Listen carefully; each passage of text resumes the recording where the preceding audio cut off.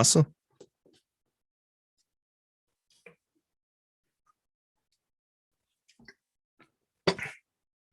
Hurry up and scroll, fuck. Awesome. All right, gonna share.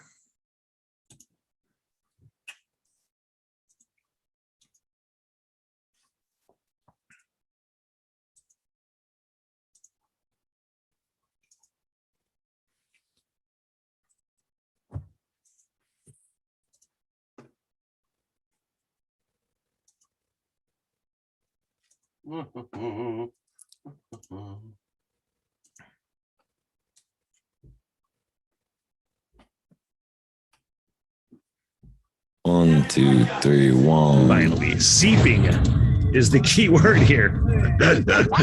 Smart enough to figure it out. I just ask questions and talk shit. I'm not the All news. I saw was a lake, mountains, and some trees. That's the running theme on this fucking podcast. Whoever deserves mocking, and that includes a host. Man, there's a record amount of meth in this place. Kinetic. Just sounds like stuttering Smitty. Yeah, it's 2022, y'all. Fuck milk crates, y'all.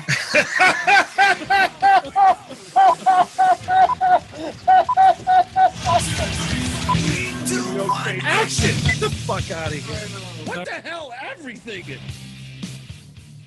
Hello, Mr. Dave Runyan. Hello, Mr. Smitty. How are you? Good. How you doing, man? 9 months. I feel like fucking, is it Ben Stein and Ferris Bueller? 9 months it's been since you've been in here. Wow. Seems For like a podcast. yesterday. It's a You good... came in to help with some things a couple months ago, but not a podcast. Yeah. Little brain stuff. How you doing, man? Doing all right, man. Things are going all right. Hanging in there. Just like you. Moving forward. You're telling me a little bit before we got started, and you have an article written about you in the Petoskey News. Yes. The Petoskey News Review. Yes. Petoskey News Review. And it got picked up by the Free Press. And Did it? yeah, my cousin that lives down in Nashville, who has the same name as me. I have a cousin, Dave Runyan. Really? Yeah. He sent me a message on Facebook. Hey, I'm famous. No, wait a minute. You are. I go, shit, what did I do in Nashville? I didn't think he'd see anything like that. That was kind of funny. The article was awesome. It was a great article Yeah. about your new studio that you get built. Yeah. You, Sean did a nice job. yeah. Before we went on, you were talking about it's not as rosy as a picture as you'd like it to be. No, man, painted. it's a struggle, man. We're working hard. It's just so damn big. Dude, you're doing it all Yeah, yourself. I am. All of it. I'm doing everything but the frame in, yeah. And my buddy did the mechanical. Did all the electrical, plumbing, low voltage stuff. You're doing your own tile. Yeah, I'm laying my tile in my kitchen right now, the floor, ceramic tile. Now yeah. you told me this before, and you said it in the article as well that you're essentially doing it to save money. Yeah. Because everything's so goddamn expensive. Yep. Because of COVID and whatnot. Yep. So I mean, you're kind of forcing your hand, but you're such a handy dandy individual. I was a builder in another life, so I picked up all these skills, and I have a hard time hiring somebody to do something I know how to do.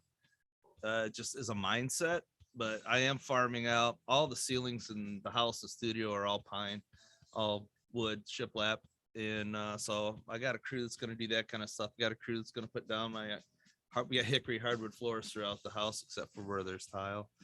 Farm that out, but everything else, man, all the doors, trim, setting cabinets, all that kind of crap is I'm doing it all the trim.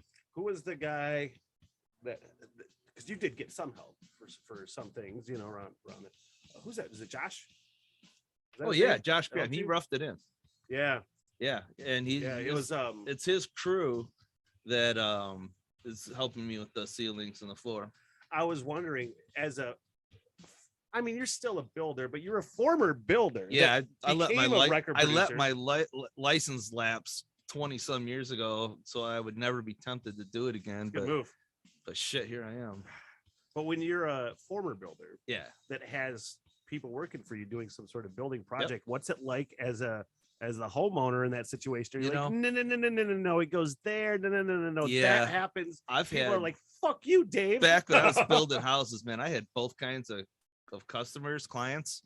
I'd have the kind that would be living in, Cincinnati or something, and they'd come up twice, maybe 3 times during the build. And they were big houses. They were like 6,000 square foot houses on Torch Lake. Yeah, we're talking Northern Michigan. Oh yeah, just monster, beautiful houses that we built. And then you had the kind that would move up and put a trailer on an empty lot and watch everything everybody did all day long. That's the worst.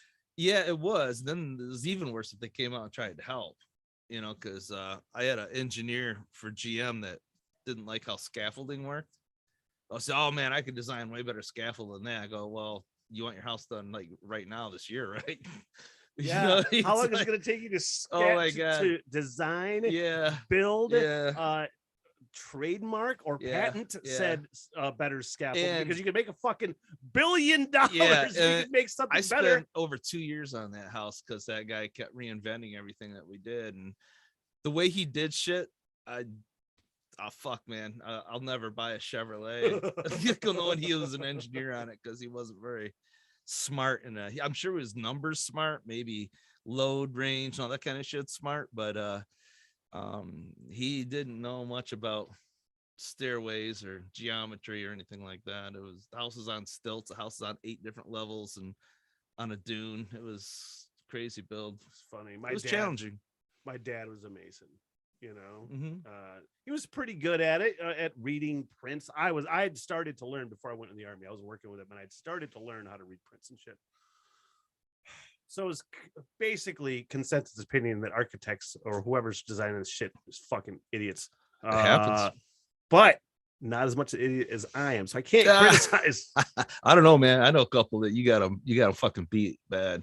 I designed it, all the drawings by hand back when I was building. There were computer software and stuff wasn't there yet. That's how long ago it was. This time I did it all on some pretty awesome software, and the learning curve on that was maybe about a week. I got used to it, got everything done up in that and printed up, did my own drawings, did my own engineering, in fact, and had to have it double checked by an engineer, but got everything stamped. All my math was good. So it was kind of fun in some ways.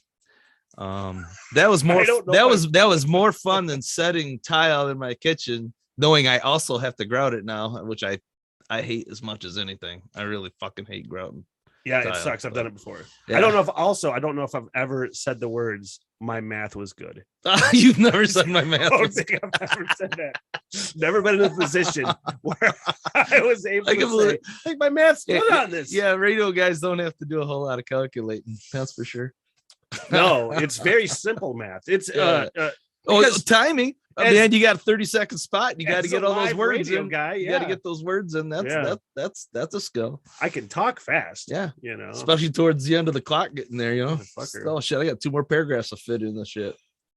Dave Runyan from Runyan Media LLC. 9 months since you've been on the podcast. God, it doesn't seem that long, man. I thought it was sooner. I did too. I think we had set aside a date a few months ago where you're going to come on, and for whatever reason I had to cancel or you had to cancel. One of us had a conflict. I think it was me, probably me. But man, we need to make this happen more. Yeah, because I love having you on. I almost got Levi down here for this one. Oh man, that's been a while. I was like, that's been a while. Who's coming over? I haven't seen He's on the record as saying you're his favorite person to do a podcast. Oh man, I appreciate that, man. Yeah, he hates everybody else. I'm just kidding. I never noticed that. So I almost got him. That would have been cool. I was like, is he gonna? Yeah, no. It's been a while, man, since we had a 3-way, No, but I'm perfectly happy with or a podcast with 3 people. I'm just as happy with the menage a deux, whatever the fucking, that is. Yeah. Just straight up. Are we gonna have to update the head injury statistics? No, doing all right. You didn't? Oh, I got one. Oh, did you? You didn't see that? I did. Yeah. Oh, that's Cracked right. my head open on Thanksgiving. Yeah, well, with fantastic footage. You're catching up. You're catching up to me. I think that probably made 6 for sure. Yeah, or 7. By time, we're about tied, man. I probably had some I don't remember, so my math might not be good on that. That one I didn't ring my bell. I didn't knock myself out. Oh, yeah. Didn't necessarily ring my bell. Still counts. Yeah. I have a nice 1.5 inch long canyon right there. Just scraped along. Yeah. It just scraped right along. Took the you flesh know? right out of there. Yeah. Nice. Yeah. That's a good one. Felt great. Yeah. Felt great. But again, as we said the last time, and I fucking watched that clip that I reposted today about our head injuries. Yeah. Yeah. And you had said that, of course, you didn't go to the doctor. Nah. And of course I didn't. What the fuck is wrong with us? Why do we refuse to seek medical attention when we clearly could probably use it? Yeah. You Yeah. know? Well, that's because we hit our head. we don't think so good anymore. You know? Yeah.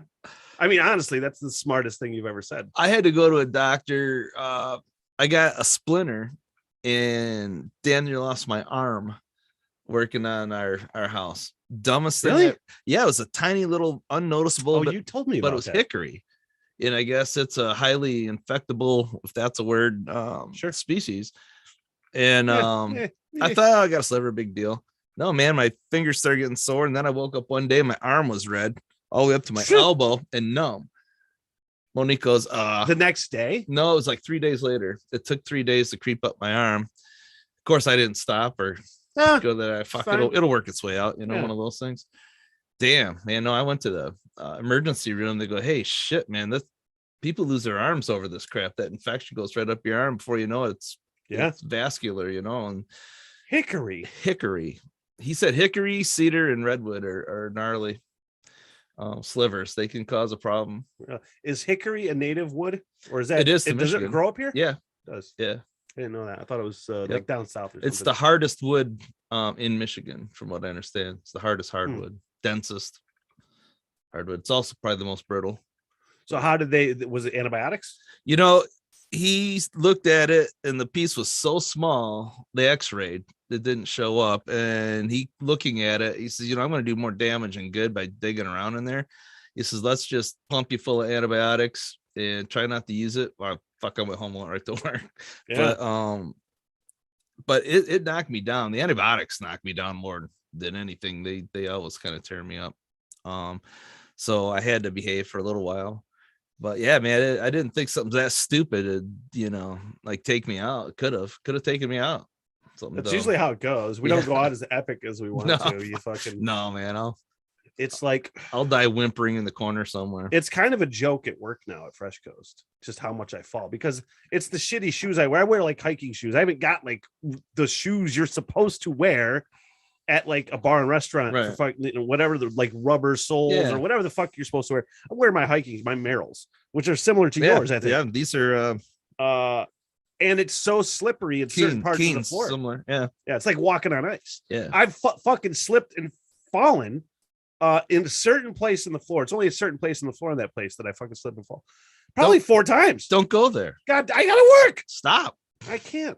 Send somebody else over there. Hey, go get this. So it's a running joke that like Smitty fucking falls all the time is an idiot. But I was reading somebody's Facebook post, a Facebook friend of mine today, and he was like, he had a slip and fall, and his fucking foot broke, and it was like sticking out. It was like the wrong way, and I'm just like, because my ankles are fucked. Mm-hmm. I'm getting them stronger because of the elliptical certain stretches I'm doing. I can feel it getting stronger. Right. But dude, I have like such high ankle like strain. I'm just like, any wrong move I make. Do you wear high tops though? No. Oh, that would help. No, probably. Yeah. I mean, I wear like, I don't know how high are those. I mean, they don't go much past the ankle. Just go up into like the ankle. That's what I'm wearing. Yeah, they're better than like just sneakers or something. But yeah, you would think I would just any wrong move. It's such like a noodle. Any wrong move, it's like kapow. Yeah. My left ankle's like that. I screwed it up playing softball with my daughters, and bad. I mean, like the bases had been removed from the diamond, so there's that square hole. Yeah. Foot went right in there. Yeah, that'll do it. That did it. And it's never been the same since. And then I stumbled out in front of Mammoth for certain reasons. Distillery there in Bel Air.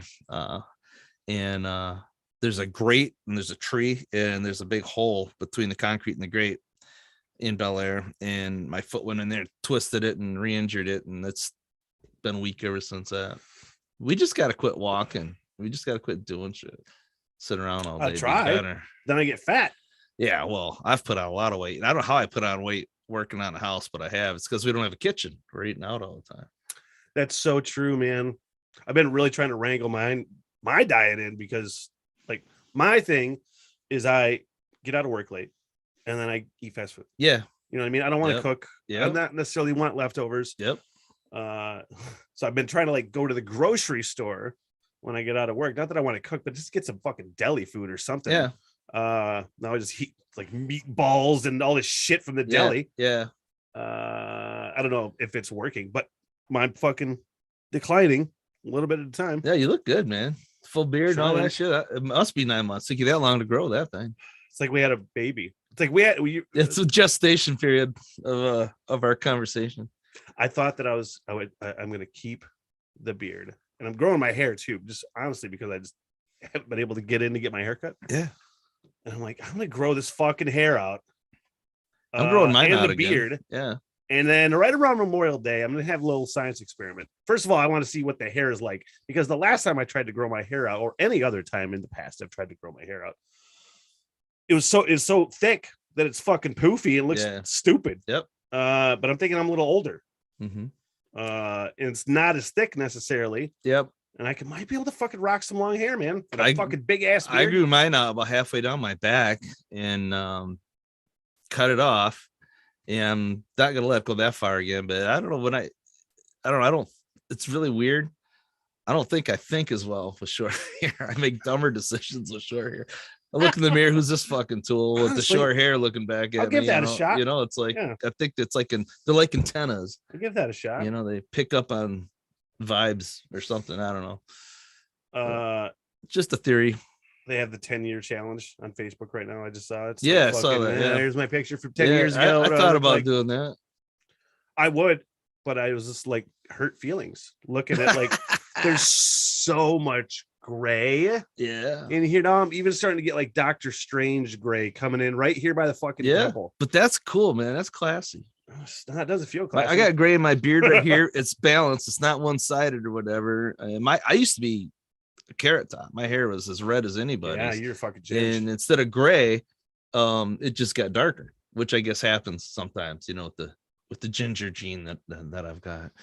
Man, I'll tell you, I wonder about my nephew Calvin, because he is flaming red. Yeah, just fucking fire engine. I'll show you when we're done with the podcast, and long, like it's long, thick, fucking red ass hair. It's so rock and roll. But I can't even see that kid ever not having red hair. Yeah. It's like, my daughter Miranda, who you know has the same color hair I did, you know, and she's still got red. Mine started darkening probably in my 40s, probably late 30s, 40s. There was a news article, some study a few years ago, probably 5. It was talking about people with red hair. I don't know if it was the article originated in Ireland or not. I think it may have been, but it was talking about how there's a life expectancy on people with red hair as a group of people, not individually, meaning that they're going to be extinct at some point. Yeah. People with red hair are going to go extinct at some point. That's fucking weird. They said that in like 100 years. There's no way. It's recessive gene. And to be red haired with blue eyes, which I have, is pretty rare actually. In northern Michigan, there's a lot of us because a lot of people from, you know, that part of Europe settled here, but worldwide it's pretty rare. And there's also, we react to pain differently, medication differently. Like is this seriously good examples? Okay, I had my ear surgery. All right, pumped me full of morphine, didn't do shit. I was in such pain after my surgery. I broke that fucking button off pushing it.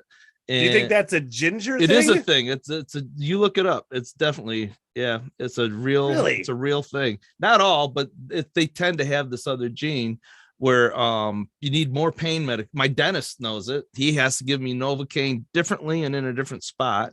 There's a whole fucking thing behind it. Seriously. Dead serious. Yeah, it's really weird. And I've got it, man. You could club me in. Well, all my head injuries, they didn't hurt. Okay, we have a threshold of pain. That's weird, because the threshold of pain is obviously for different people. Yeah, different. But it's attached to that gene. that they've discovered that is attached to that, and that's why it takes more medication, because our threshold for everything. Well, you've seen me drink.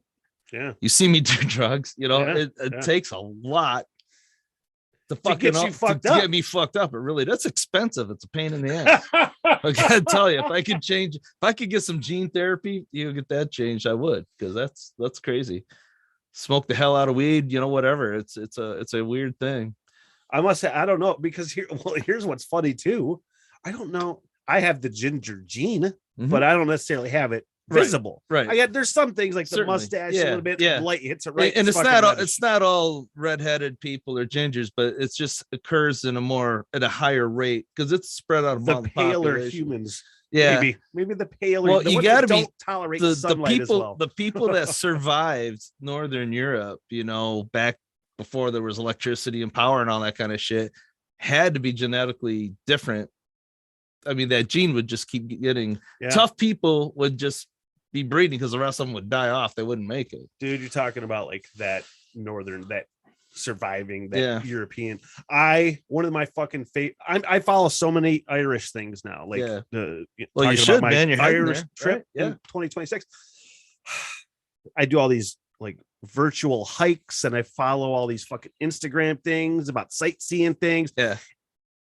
The fucking very idea that you can hike pretty much anywhere in Ireland. First of all, there's fucking sheep walking around everywhere. Yeah. Second of all, there's fucking castles. It seems like around every turn, Every corner. we're looking at some Irish countryside on Yeah, my it's TV beautiful. right there. Yeah, I noticed that. It's just the fucking idea that, and I don't know why it feels different here. I don't know if that's because the ancestors that I have weren't necessarily from here. I hope it's not racist, the fact that I don't think of this region of northern Michigan or the United States as like ancient as fucking Ireland or other parts of Europe. You know what I mean? But there's way more documented history in that area. It's actually just as old. Exactly as old. I think the whole world's kind of the exactly same as old. But civilization has been different here. I don't think we know the whole story of North America.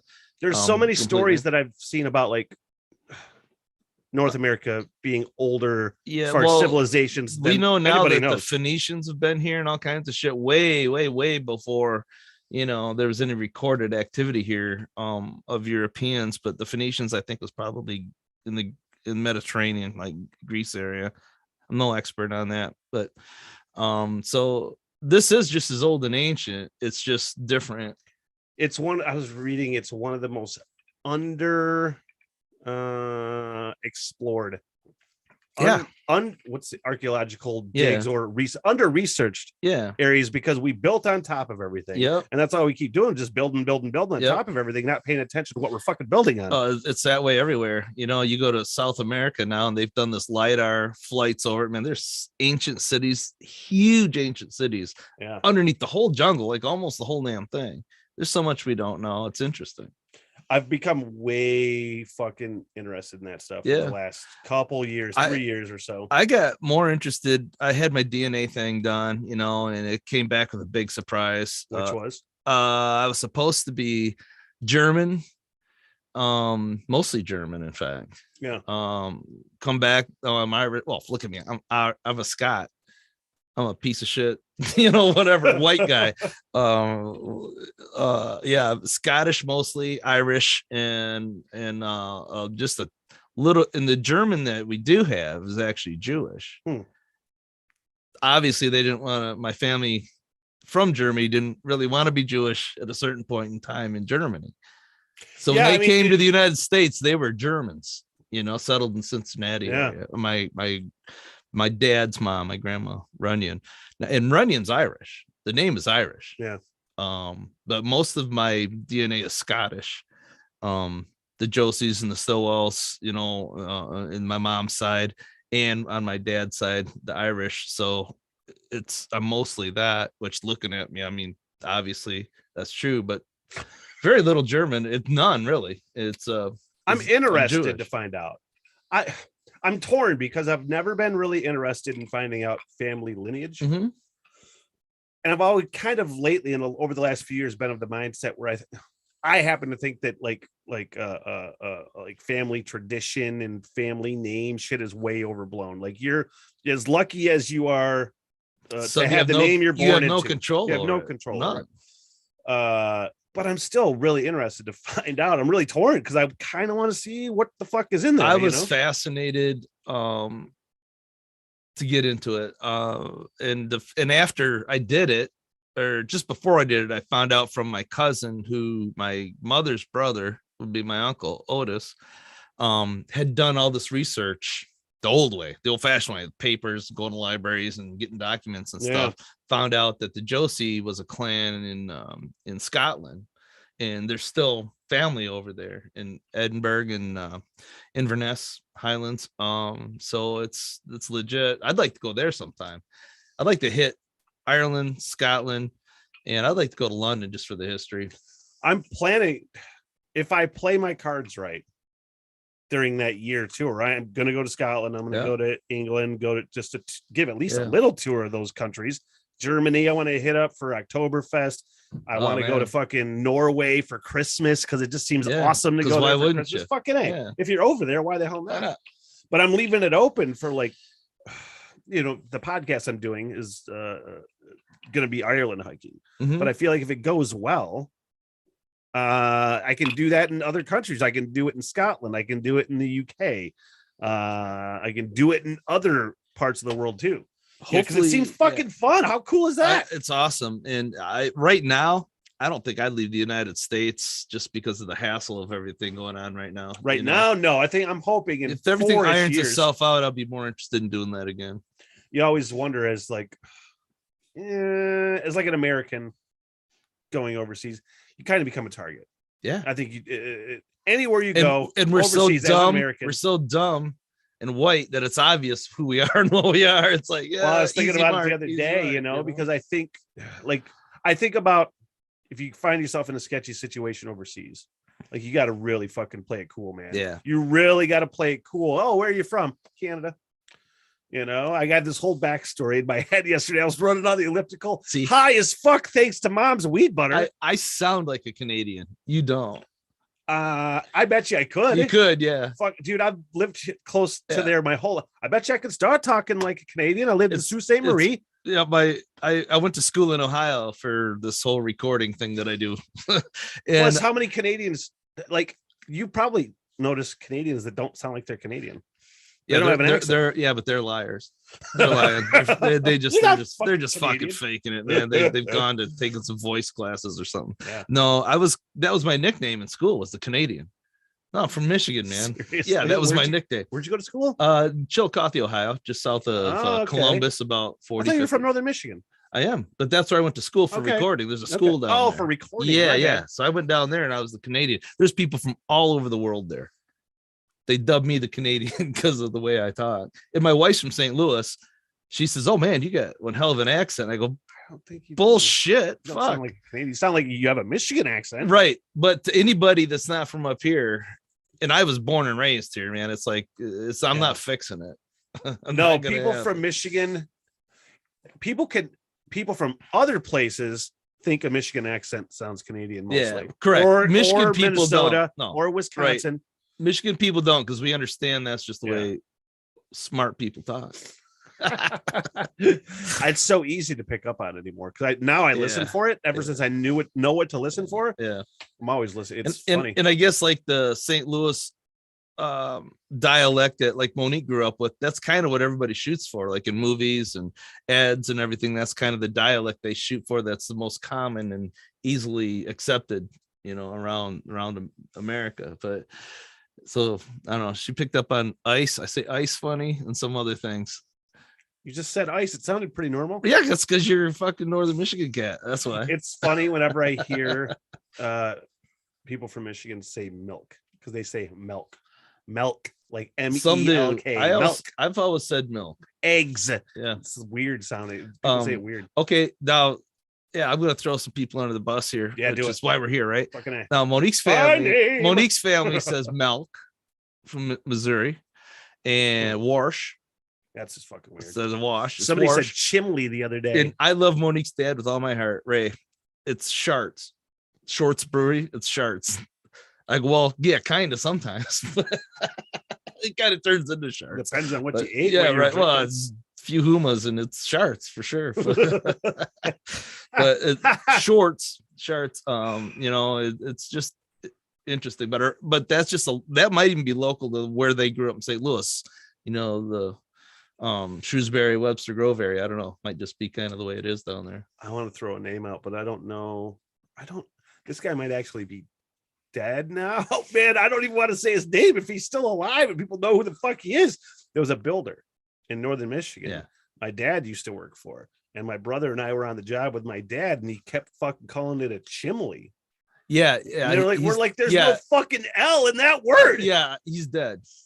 Huh? He's dead. Did I say his name? No. Do you know who I was talking about? I think I do. Yeah. What does his name start with? What letter? P. Wrong. C. C. The letter C. Ooh, it's Jeopardy time here. I don't know.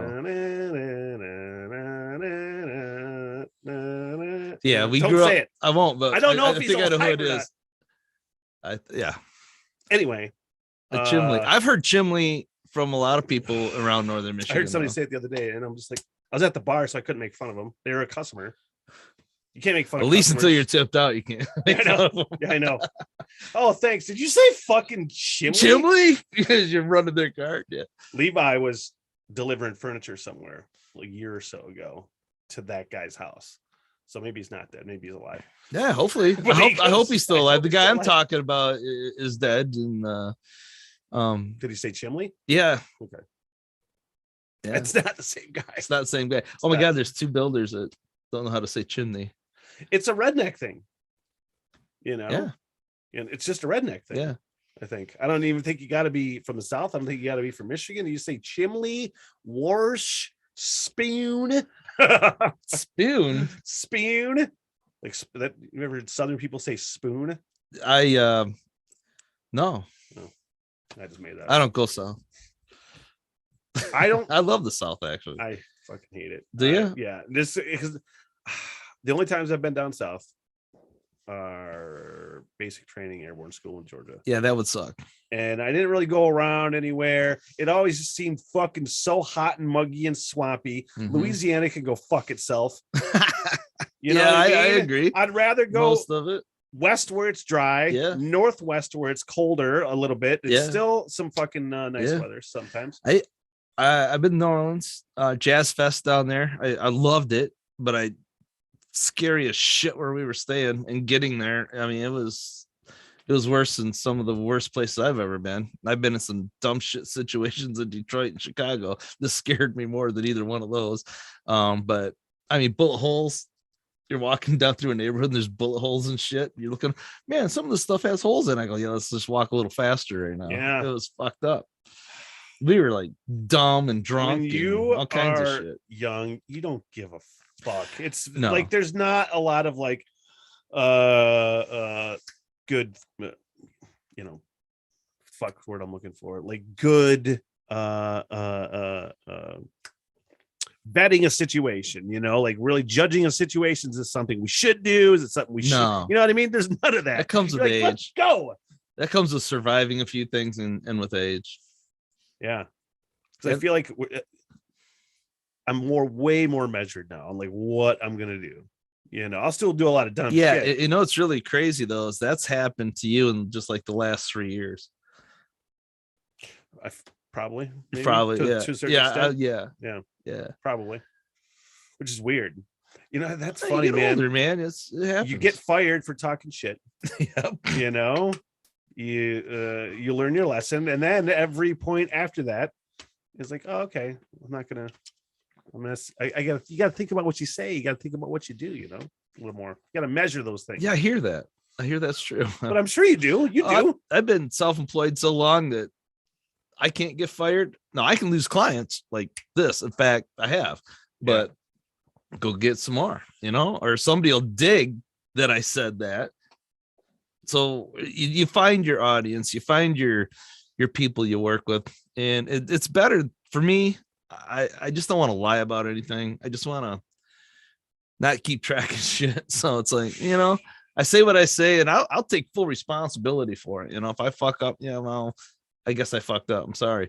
But at other times, it's like, no, I fucking meant it. And if you don't agree with me, that's fine. Yeah. And fuck you. I'm pretty much like that. You know? Like I'll own it if I think I'm wrong. Yeah. I will try to not say things that are fucked up. I usually go by the philosophy, I don't try to offend people. If I so happen to, Right. I pretty much own everything I'll say. And that's such a weird thing for me. I can't be offended. I mean, it is literally Sure, I bet you impossible. could. I bet you could. I bet you could. You It could piss depends. if you pick on a friend of mine, Yeah, or something. I could be, I could get pissed about that. But when it comes to me, I don't give a shit. Yeah, I mean, I'm very. I'll That, let a I lot don't of have shit go if that it's just bone that, happens oh to my me. God, somebody made fun of a white guy. Well, okay, but I guess that's because of a white guy. That's white privilege. I don't know. Is that what that is? I don't know. But at the same time, or somebody says, one of my mixes suck. I go, yeah, it does kind of suck. We only had 3 hours in the budget for that whole goddamn song, or something. And that happens, but you can't offend me by it. It's like, okay, cool, sorry. In my life is more simple. It's busier than ever, but it's more simple that I just work with music. I make records, and I haven't been able to do that for almost 2 years right now. It's got to fucking be brutal, it's man. Killing me, man. I got this equipment coming in. It's in the boxes. It's the console came in. It's on a pallet in one of my garage stalls. It's got to be like. It's like I haven't even opened it. The warranty's ticking away, and I haven't even taken it off the pallet. It has to feel like. It has to feel like, when you tell people, "Hey, I've got a new studio opened up soon," they're like, "Sure, Dave." Yeah, right. Nobody Fuck believes me off. now anymore. Yeah, Yeah, sure. I'll show you. Yeah, it might be 10 years from now. You will show them. I will. You will show It's them. awesome. I mean, what we're doing is it's fucking unprecedented around here, so it's going to be really nice. But Jesus, Really is, man, because you're setting up. I mean, I think the quote in that story was something like a Nashville worthy studio, essentially. yeah, Right. it is. It'll be top notch.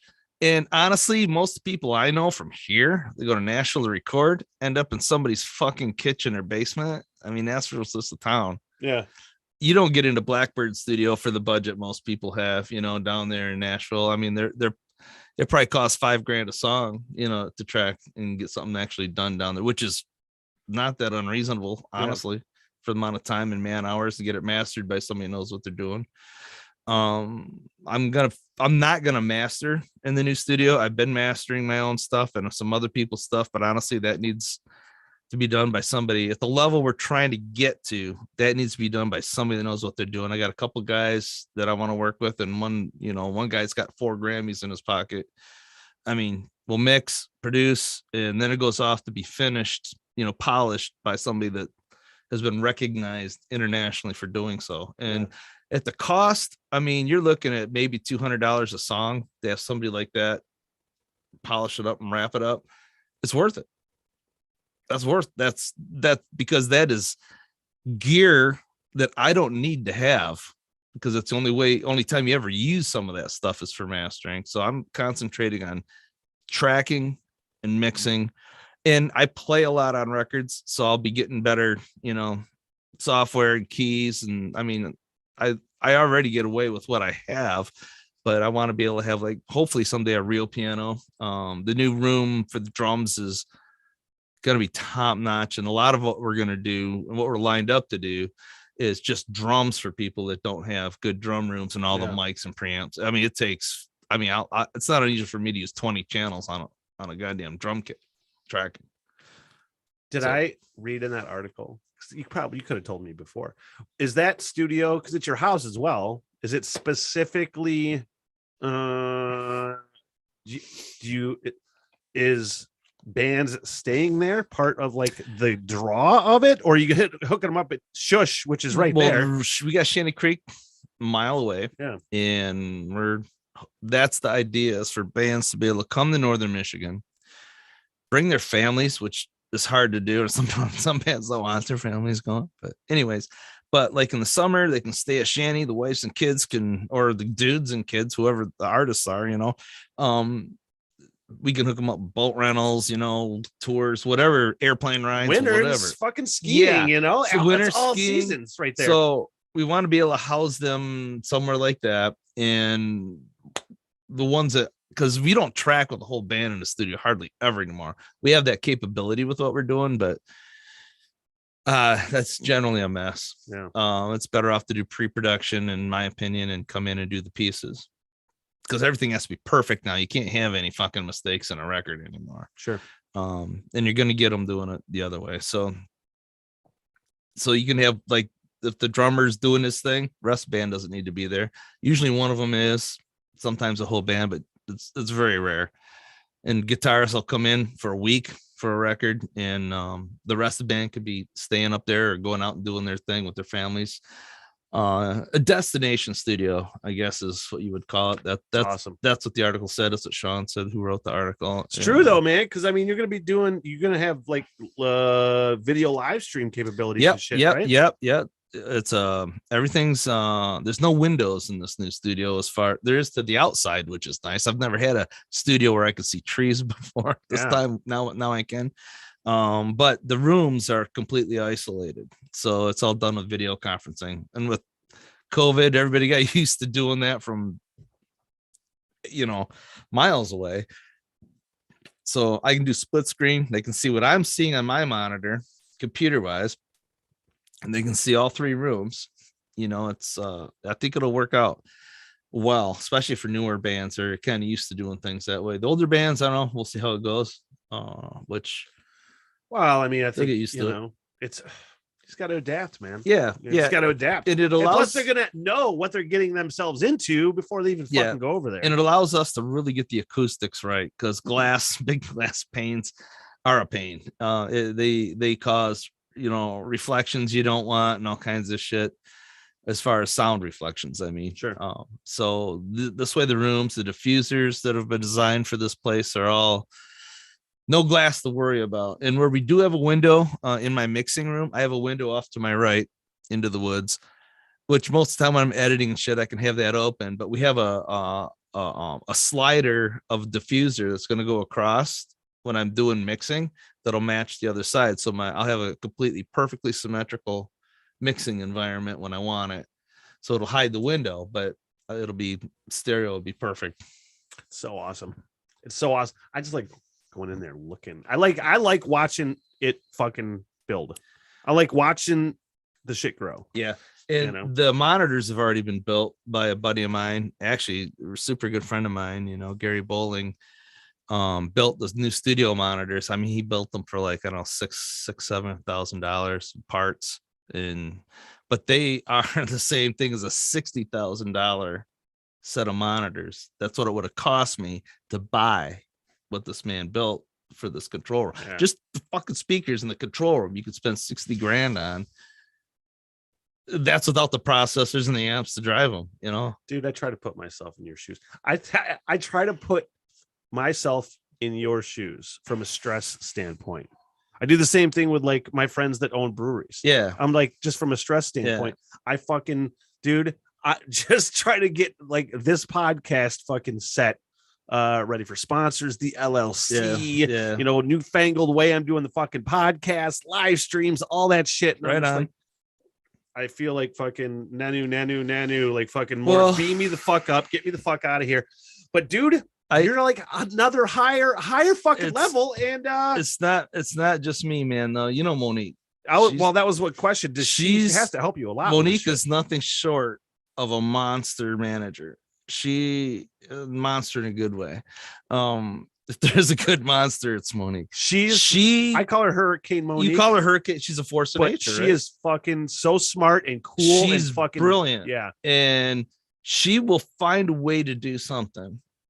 She will fucking move. Oh, that mountain's in the way. Well, let's just put it over there. Yeah. She'll do it. She'll find a way. She always finds a way to get shit done. And that's what I've always been lacking, in my life. I had these ideas. I have a certain skill set. I didn't know how to get from A to B. Yeah. You find the right person that goes, well, we'll just move B to where A is. Oh, fuck. All right. So that's how she thinks. And we were talking about being consistent earlier. Yeah. And pounding away at something. She has that skill better than anybody I've ever met. And it's not always a good thing, but it generally is. No, it's just like I was telling you a little bit off, before we went on. It's like I have a couple friends that I really am trusting sort of as like an advisor role, you know what I mean, for this podcast, because you know, coming out of radio, I only really knew how to do shit one way. Yeah. I was looking, went through a bunch of podcast clips. I was creating a new intro and I was creating a montage of clips. So I went through the whole fucking last year, ever since I emancipated myself from corporate radio. Right. Good decision, by the way. I think it was the That best shit fucking is, decision I it ever made in is my so life. fucking dead. It's I don't not even funny. I don't even mean to talk shit. I don't even want to talk shit about like about former employees or anything like that. But it's true. And that's not what I'm talking about either. But it's just a dead. Anytime. It's a dead format. Anytime that I am like, did I make the right decision? I just turn on the fucking radio and I'm like, yep immediately. Immediately. Hey, if you can't say fuck, I don't want to work there. You know, it's just like, I can't work there. I mean, that's like my favorite word. And in my business, people like you and me, there's people that are not like us that don't understand that. Right. You know, they're like, oh, fuck's a bad word. To me, it's just a way of speaking. It's an adjective. And I don't like to be it's restricted. A noun. It's a lot of good shit. It's a verb too. I mean, that's a fucking great word. What was I talking about? I don't know. Corporate radio. Good decision leaving that. Before that. Advisors. Yeah. Having a good somebody to just kind of guide me and say, this is good. This isn't so good. Try this. Trim the fat here. Yeah. And it's got to be people that know what you're trying to do, know what you're trying to accomplish, and kind of get what the fuck you're trying to do. You need those people in your corner. You can't do all this shit yourself. You do. They don't have to know. Like Monique, she doesn't know, although she's getting there. She's probably gonna be better analyzing. She's better. Let me put it this way: if my mixes don't pass Monique's thumbs up in the car while we're driving somewhere, is she ever like, that fucking sucks. She goes, do that again. This is irritating. Well, honestly, because her ears are better than mine. Obviously, I've had surgery. I rely on graphs. And I rely on a bunch of people reviewing my work. Yeah. And so anything I do is a collaboration. Thank you. Excellent. This is good stuff, by the way. I like it. Knob Creek Rye. It's very good. Like it. But having her and other people in my life, I mean, like Gary Bowling, I mentioned earlier, he's the drummer for the Moderns. They are a band. We're working on a new record for that. Yeah, they had some hits and stuff back in the 80s, kind of a new wave thing out of Alabama. And he did all the math and engineering. Shorts, right? Yeah. Yep. And great band, great record going on there. But because the studio's not done, it's some of us being done in Florida and in pieces, and it's going a little slow, but you know, sometimes that happens. Get her done. I hope it's the first record I get to mix in the new studio when that time comes. But Gary did all of the math and engineering. He involved some people from, I don't know, like Switzerland and shit, double checking his math, that design studios professionally. And so he's been a big force. Like I say, he built the monitor speakers, he built the circuit boards for them, the crossovers, everything by hand. The parts came from Germany that he put together by hand, and they're amazing. When I get them in, man, you'll come over. But I can't wait. I can't wait to just go. I want to just go and just soak up. I already told you years ago now. I've told you I want to sit down on a mixing session. And mastering session. Because I love production. I love figuring like editing and all that shit out. But I just want to see what that process is like. Definitely, man. If I record a record, a lot of the editing is done as I go. So when it comes time to mix, it's time to get your levels right and get creative effects and shit. But if I get a mix sent to me that somebody else recorded, it's like I'm blind. I got to listen to every, like some of these songs are 100 tracks. It's not unusual at all. If I track a 5-piece band that has keyboards and a couple guitars and a vocals, I will have at least 100 tracks. When I fucking long, do you go through every one, or you just find one that's awesome and say pick it? If I record it, I make notes as I go, so it's not that difficult. Sure. And I commit. The way smaller scale of editing that I do. Yeah. With like, for instance, like the Smitty's Christmas Carol that I did, the Substitute Santa thing that I did. I put all that together.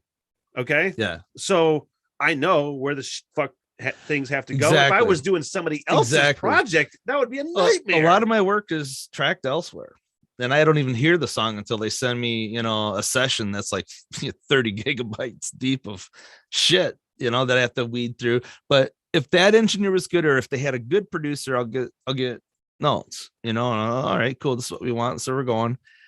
And sometimes the editing is all done, which is great. Excuse me. And, they pick their guitar parts, they fix the mistakes. And at that point, I'm just getting the levels where I want them. And I do a lot of weird shit when I mix. I'll show you when I do it. I do a lot of parallel compression. I do a lot of gating, and side chain compression. I do probably way fucking more than I need to, because most people can't hear that. But is what it does is it allows a mix to breathe, and it allows a mix to be loud before it goes to mastering. And then mastering guys just dealing with EQ and maybe some limiting. Hopefully there's not a lot to do master wise by the time I get done with the mix. Sometimes there's a lot because my tracks are shit, or the band is shit. I mean, you can't go farther than where you're starting, as far as raw. It's got to be a great song, great performance, and then the mix is almost easy. You almost just let it happen at that point. I love how you say that some bands are shit, and I don't mean this disrespectfully to anybody at all, but talk about local bands. Like there's a couple instances lately where it was like, I think it was, and this, I'm not referring to this band that you have worked with at all, but they were playing, it's Catharsis Theory, and they were playing downstate, and they had posted something like, hey, the midnight metal show on the Riff was playing us, call them and request this song. And as a DJ or former DJ, I was like, that's the fucking thing that pisses me off the most, is like when people call for local bands, I'm like, we're not going to play it. No, they can't. We're not going to play it. Not gonna. You're calling for nothing. If you have a local show, like some, as you've worked on yourself, that's actually how we we met at an award ceremony. We're both there like, what's going on? There you go. Yeah, I've got it's right like there. what did I do? I halfway thought I was going to jail that night or something. Yeah, show up here and dress up, Yeah, that was really cool. We got awards. That's how we met. That's how we met at an award show. Yeah. And we're like, what the fuck did we do? We were two of the three winners. Yeah. Sideshow Nate was the other Sideshow Nate was the other one. Yeah. South Straits. Yep. I talked to him again. I kind of mended fences with Nate. Oh, that's good. I like Nate. Yeah, he's a good dude. Yeah. He got sober, and it was good to see. He's killing it with fucking South Straits. He is. He is. And he's one of the cats that kind of needed to maybe get a little sober. He did. And he totally knows it. Did. Yeah, he totally did. Yep. I had him back on the podcast, and I was back on his podcast. No, good people. That was another local band thing, and I don't want anybody to think I'm taking a shit on anybody. This is just my personal opinion. Yeah. But it's like, there's what is that show that they're doing at Union Street with Corey Taylor? No, not Corey Taylor. Corey Glover. From Living Color. And I can't remember the name of the band, but whoever put there's that three other show bands on, too. There's four local bands, including my friend Craig, his band UKR, and I wanted to go see it. Yep. And I wouldn't mind seeing Corey Glover, but there's three more local bands on the bill. I'm not sitting through four bands. Doors open at 6. Monique and I are probably going to go to that. We want to. Yeah. And we'll go. I know somebody in every one of those bands that are playing, so I should go and hang out. It's been a while. It was just so many times because Corey Glover is fucking rock star. He's great, fucking rock star, absolutely. But so many times I would have to go to these shows at Streeters or whatever and sit through 4 to 6 local bands before the opener, and you're like, this is fucking torture. Yep. This is not what I'm here for. The screamy metal. I'm like, I'm out. Yep.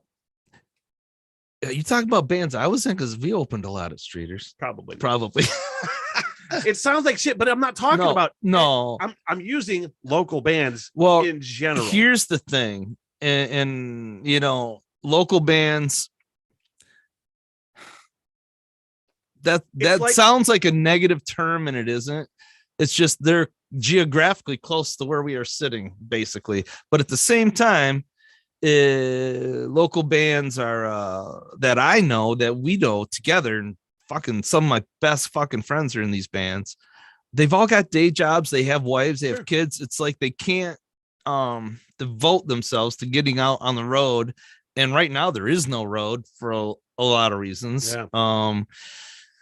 I think So, we're looking at that. it's a different kind of story. Clearing up. I think we're looking at that kind of getting fairly back to normal by the end of the year. I hope so, I man. think so. The predictions, some of the models that Yep. I've heard and seen, Yep. whoever the fuck. At some point, you just gotta say fucking, especially in rock and roll. You gotta say fuck it, man. That's what rock and roll is.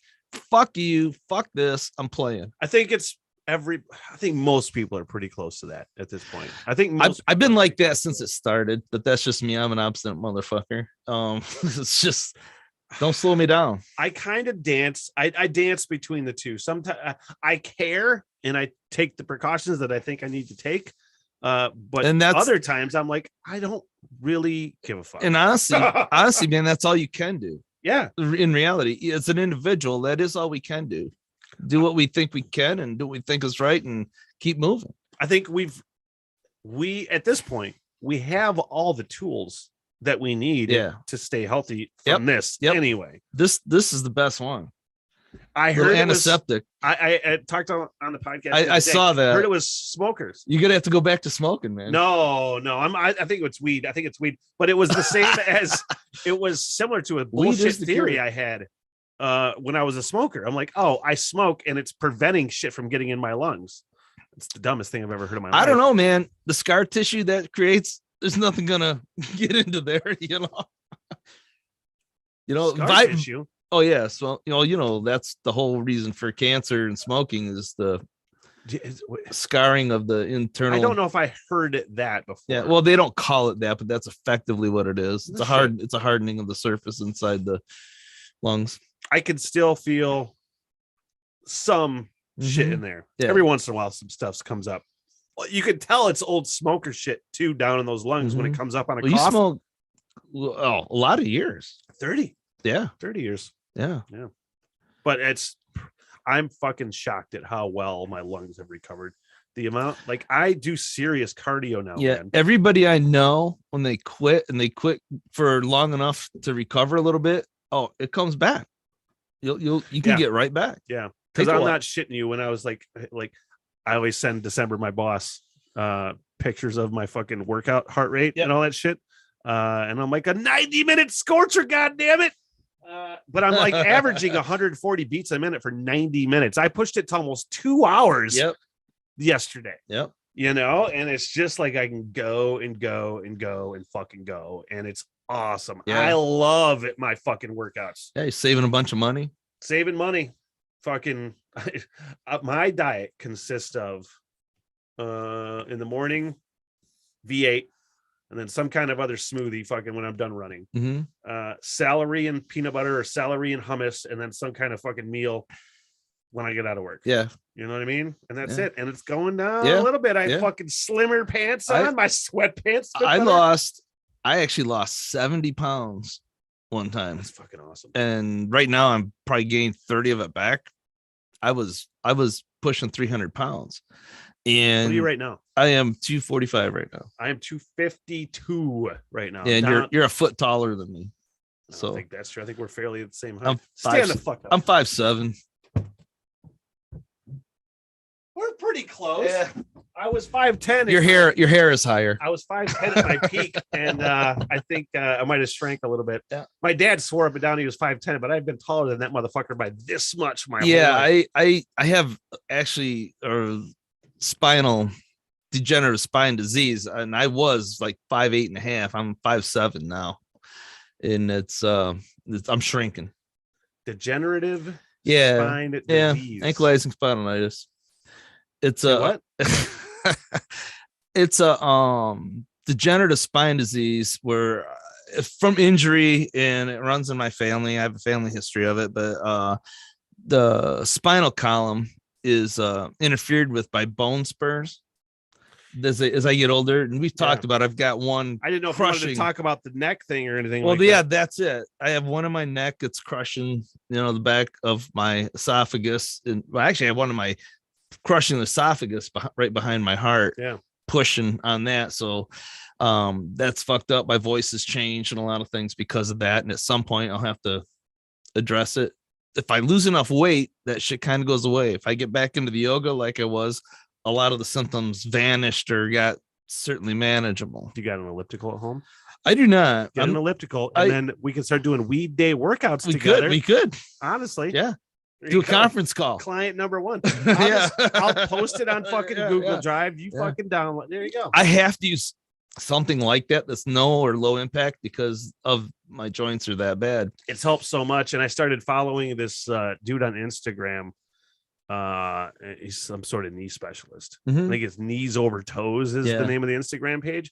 And it's how to strengthen the knees. Yeah. And running backwards, pulling backwards, running backwards. So what I've been doing walking at the end of my downhill. elliptical, Yeah. what I've been doing at the end of runs is just like the last 5 minutes of a 90-minute run.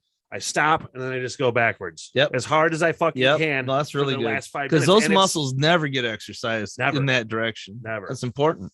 And I used to do backwards runs in the Army all the time. It was fun, and it's harder to do. And at the end of a 90-minute workout, when you start running backwards, you're like, kill me, somebody fucking please, You just gotta drink a lot of water too, so everything's lubricated. You're not dehydrated when you're doing it. You could reduce a lot of injury by doing that as well. That was always my weakness, is not drinking enough water while I was working out or doing anything physical.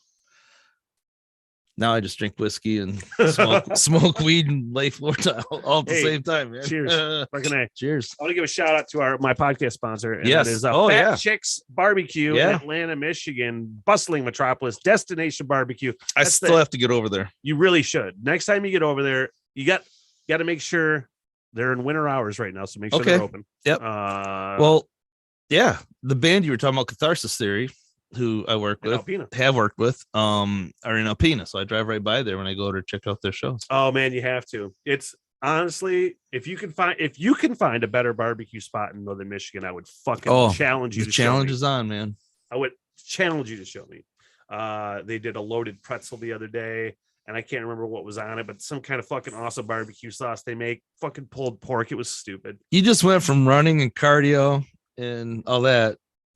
Yeah, but I've also figured I can now, because I do this, I can't allow myself. I've become better. I feel that there's a health benefit to good barbecue. Yeah, personally, I think health for one. Mental for one, but the way I was a vegetarian for 9 years. The way shit's processed and handled right now, there's so much chemicals and shit on that stuff that you got to pick your battles right now. And good meat, well processed and taken care of correctly, I think is good for you. That's just my opinion. They get great ingredients. Yeah, it's one of those places that the good plus barbecue places. Fucking name of the place, you gotta check it out. I was really proud. I made them a new logo. Yeah, I saw that. You mentioned that. Yeah. Yeah. Do you have it? Can I see it? Yeah. Heather goes, one of the owners at Fat Chicks, her and Tim. I sent it to them, and Heather goes, "Haha, cute, LOL." Does that mean it sucks? I don't know. I hope not. Hey, if I send a mix to somebody, they send that to me as, oh fuck, man, I gotta go back and start. Well, that over. was the thing. I'm like, no, I'm analyzing it. I made that logo. Oh, I like it, man. I thought that was good. Fuck yeah. The fact that I'm getting fairly adept at Photoshop. Yeah. Now, yep. Well, that's cool. Yeah, like in the embers. Yeah. That's somebody fucked Fat up. Chicks Barbecue in Hell is what that looked like. Somebody fucked up when they let me have Photoshop. You know what? I used to be way into Photoshop back in the day. I used to build websites for a living at one point in my life, back when people would pay you to do that kind of thing. Do you want to build my website? Because I have it and I don't fucking know. Here's the thing is, man, just use one of these auto things. It's better than most people can do, and it works, and it hits the search engine. I have WordPress. I bought the goddamn thing. Yeah, I just have to build it. I started out writing the code. There were no editors yet. Oh, that's how old I am, man. Nightmare. Yeah. You're so smart. I am not smart. I am not smart. Hey, I'm in the music business. That's all I have to say when people say I'm smart. No, you're a fucking moron. You are not smart at all. There's all kinds of smart people in the music business. Yeah, is there? Sure.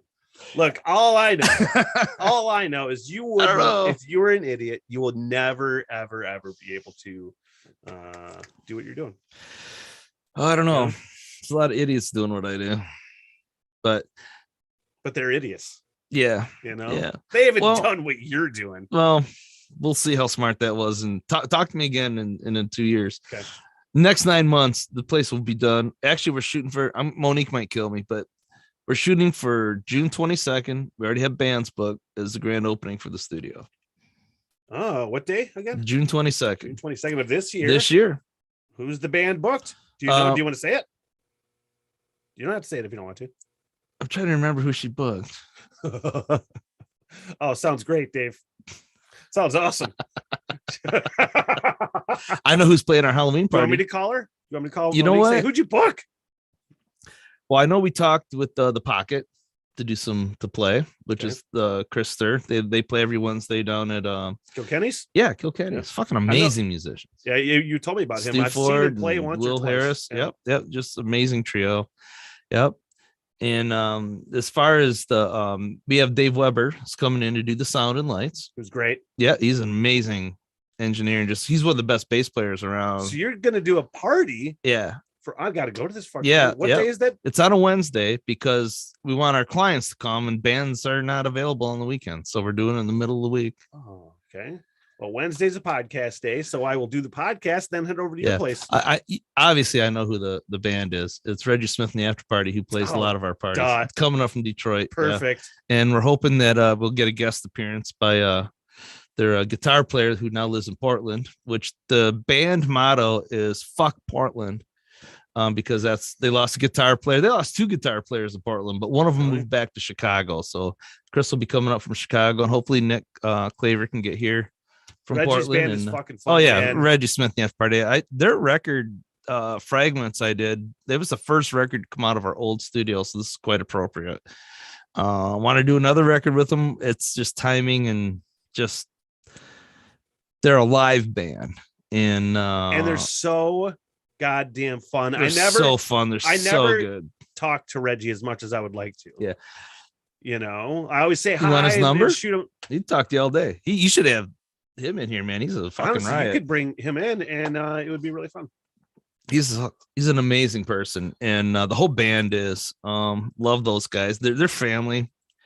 Last few years, haven't seen them enough. They played at Shorts for the Ugly Sweater Party, so I was able to see them a couple of weeks ago. They just absolutely fucking slaughtered that room. They came in swinging, and just some of the best musicians I know. Chris Costas, fucking amazing guitar player. You know, Leland McCann is a drummer. He's one of the best out there. And Mike, you know, Gusway, bass player. He replaced Bob DeGeorge, who was on the original record. But it's a staple Detroit band. Yeah. It is what's really kind of cool is they have kind of an R&B thing. Fuck no, that's a rock band. They might be 100%. 100%. They come in playing some Stevie Wonder and shit, but they're blowing the doors off with it. And I'm one of those people. I look at rock and roll anyway, a little more Yeah. philosophical than I think a lot of people do. Yeah. From a genre standpoint, like there's so much R&B and shit anyway that Yeah. fits in the rock and roll Yeah. umbrella for me. You know, and Reggie 100% 100% is rock and roll. Rock and roll. That's I a feel rock like, I and feel roll like band. music gets devalued a lot in that way, where like R&B bands will get accused of not being rock and roll. R&B is not rock and roll. To me, there's so many fucking genres in rock and roll that make it. Yeah. You know what I mean? There's blues, there's R&B, there's fucking jazz, there's Yep. country, there's all kinds of shit. It's like Yeah. once you get, once the R&B got to a certain point, then it wasn't rock and roll Yeah. anymore. Once jazz got to a certain point, it wasn't And rock and roll honestly, man, so much that was marketing. Yeah. They sliced the music business up into pieces, which is why people got pissed off, and that's why grunge happened. In my opinion, it was part of it, is that people were being told how to take their music instead of just enjoying a bunch of different kinds of music. Sure. R&B, everything we do today, everything I do as an engineer or producer goes back to some cat with the action way too fucked up on an acoustic guitar with a slide. I mean, I couldn't play the goddamn thing, but they're rocking on it with just the dude in a chair and his guitar and his voice. You know, everything we do today goes that far back to the old blues guys. Whether it's metal, I don't give a fuck what you're doing. If that wouldn't have happened, we would have nothing else that we have. Absolutely. And so it's all rock and roll. You know, and I have guilty pleasures of certain kinds of music that, you know, a lot of people don't, but Reggie Smith in the After Party came out of a band called Bloom, and I met them I did 2 live records for them back in the day. And when they broke up, which is another reason to fuck Portland, because their drummer moved to Portland. Yeah, so they fuck just keep Portland. losing everybody to Portland. That was kind of a blow, and they broke up at that point, but then they put Reggie Smith and the After Party together. And I don't know, man, they're just family. They could record with anybody they want to in Detroit, you know, but they've been working with me for fucking 17 years, you know. They know you're smart. I don't know if they know I'm smart, but they know I'm going to party with them. And I get what they're doing. I guess they're just family. Love them all. Even with all the personnel changes throughout the years in that band, there's only one original person left in that band, and that's Reggie himself. Yeah. He's so cool. The fucking band is so good. June 22nd. June 22nd. Hang on. Everybody listening to this podcast is going to show up in my yard June 22nd, regardless. If we could make that a thing. I'm writing it down so I don't forget. Yeah, man, you got to come. Now you can MC the whole deal. See, I don't want to work. Well, here's the thing. That's why my buddy Dave's coming to do sound, because you've been in our parties where we've had bands and shit, and I'm out there mixing with the tablet instead of hanging out. And I miss the party. You know, I'm working. It's a gig. Yeah. It's a gig, and I'm working, and I don't want that to happen. I hate to do that to my good friend Dave Weber, but you know, but he's so good. He has all the gear and the lights, and he's just like the coolest cat when it comes to working with bands. We're happy to have him for that. And we also have Scarcasm coming in for the Halloween party next year. Oh, fuck yeah. Yeah, so we have Reggie Smith in the After Party and Scarcasm in the same building at the same time. It's going to be fucking phenomenal. That's awesome. Yeah. That's awesome. We're not messing around anymore.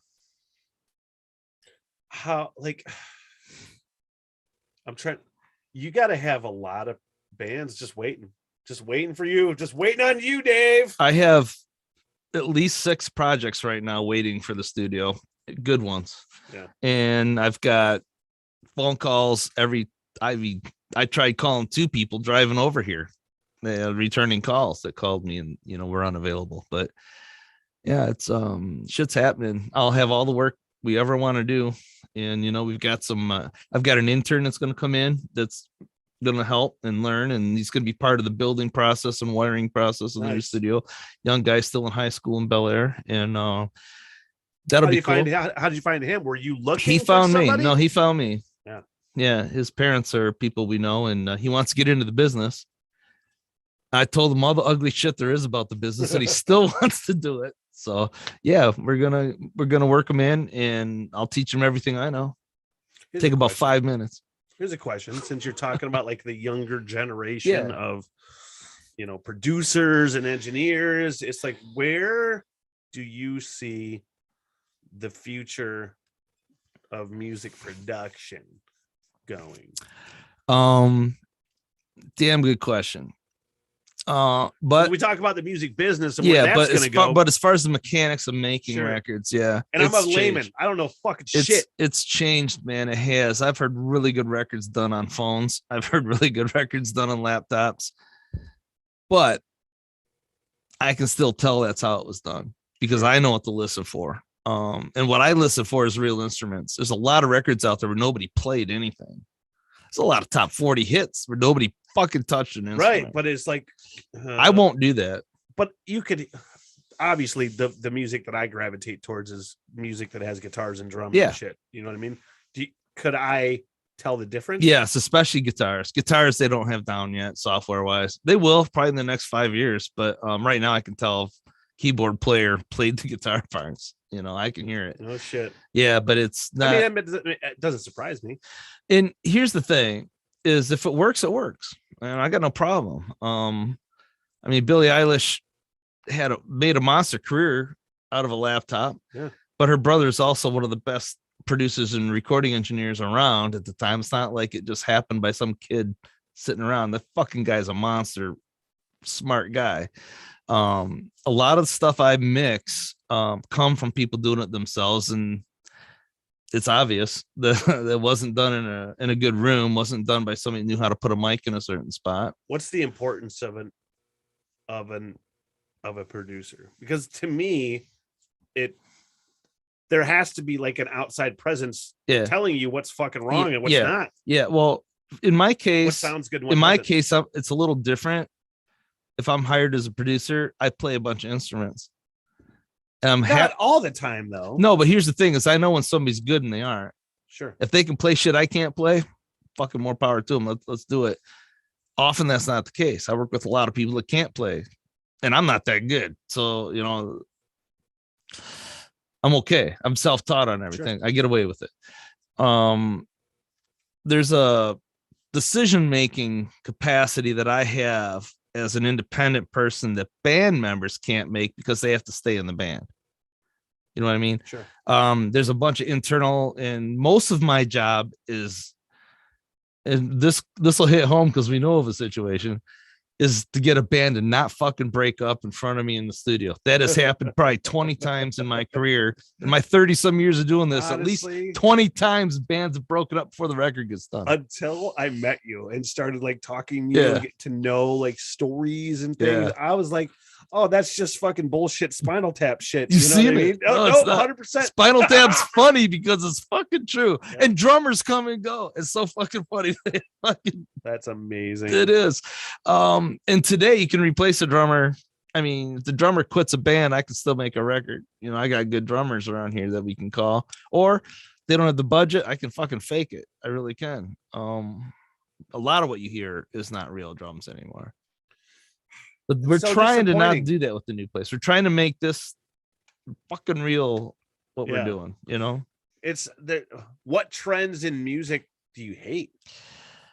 Oh, because we're talking about like, production wise, you know what I mean? Because I get easy. Torn. I get torn between, I want as a listener. Yeah. Clearly, I'm a layman. I'm not a fucking producer.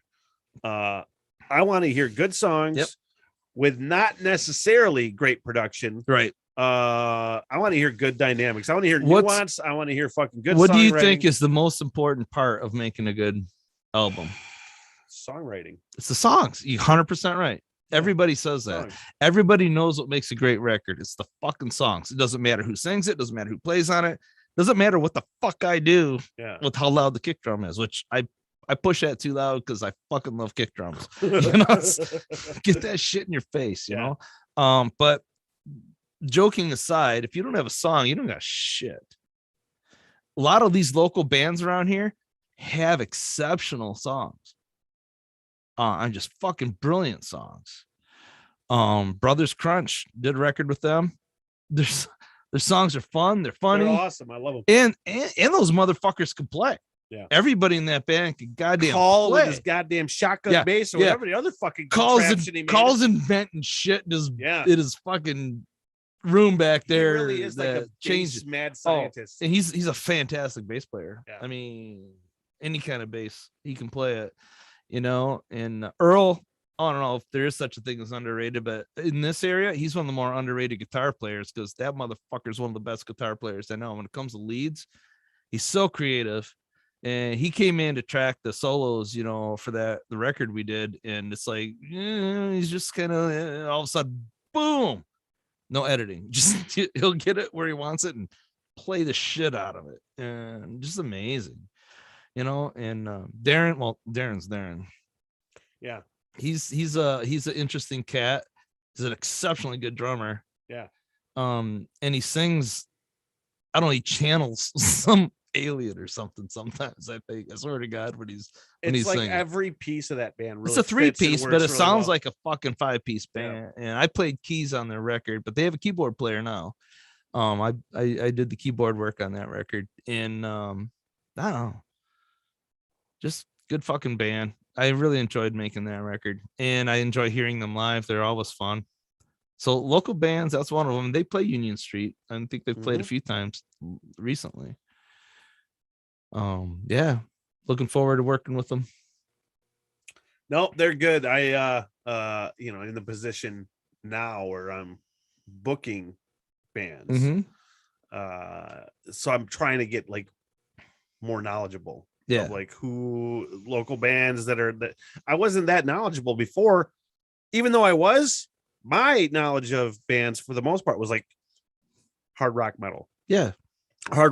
Yeah. But there's so many more fucking types of fucking bands and music up here. Well, some of these bands that I work with, I don't know how do you classify Brothers Crunch?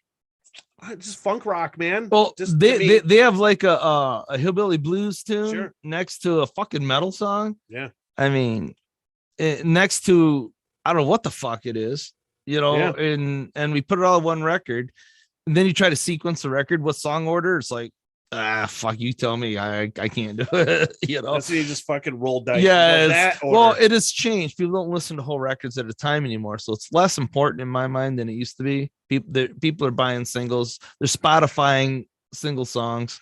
Yeah, but I still go out of my way to listen to albums. I do too. Personally. I still do. Absolutely. And then I'll make a playlist of shit I like from that record if it's a band, that I don't know.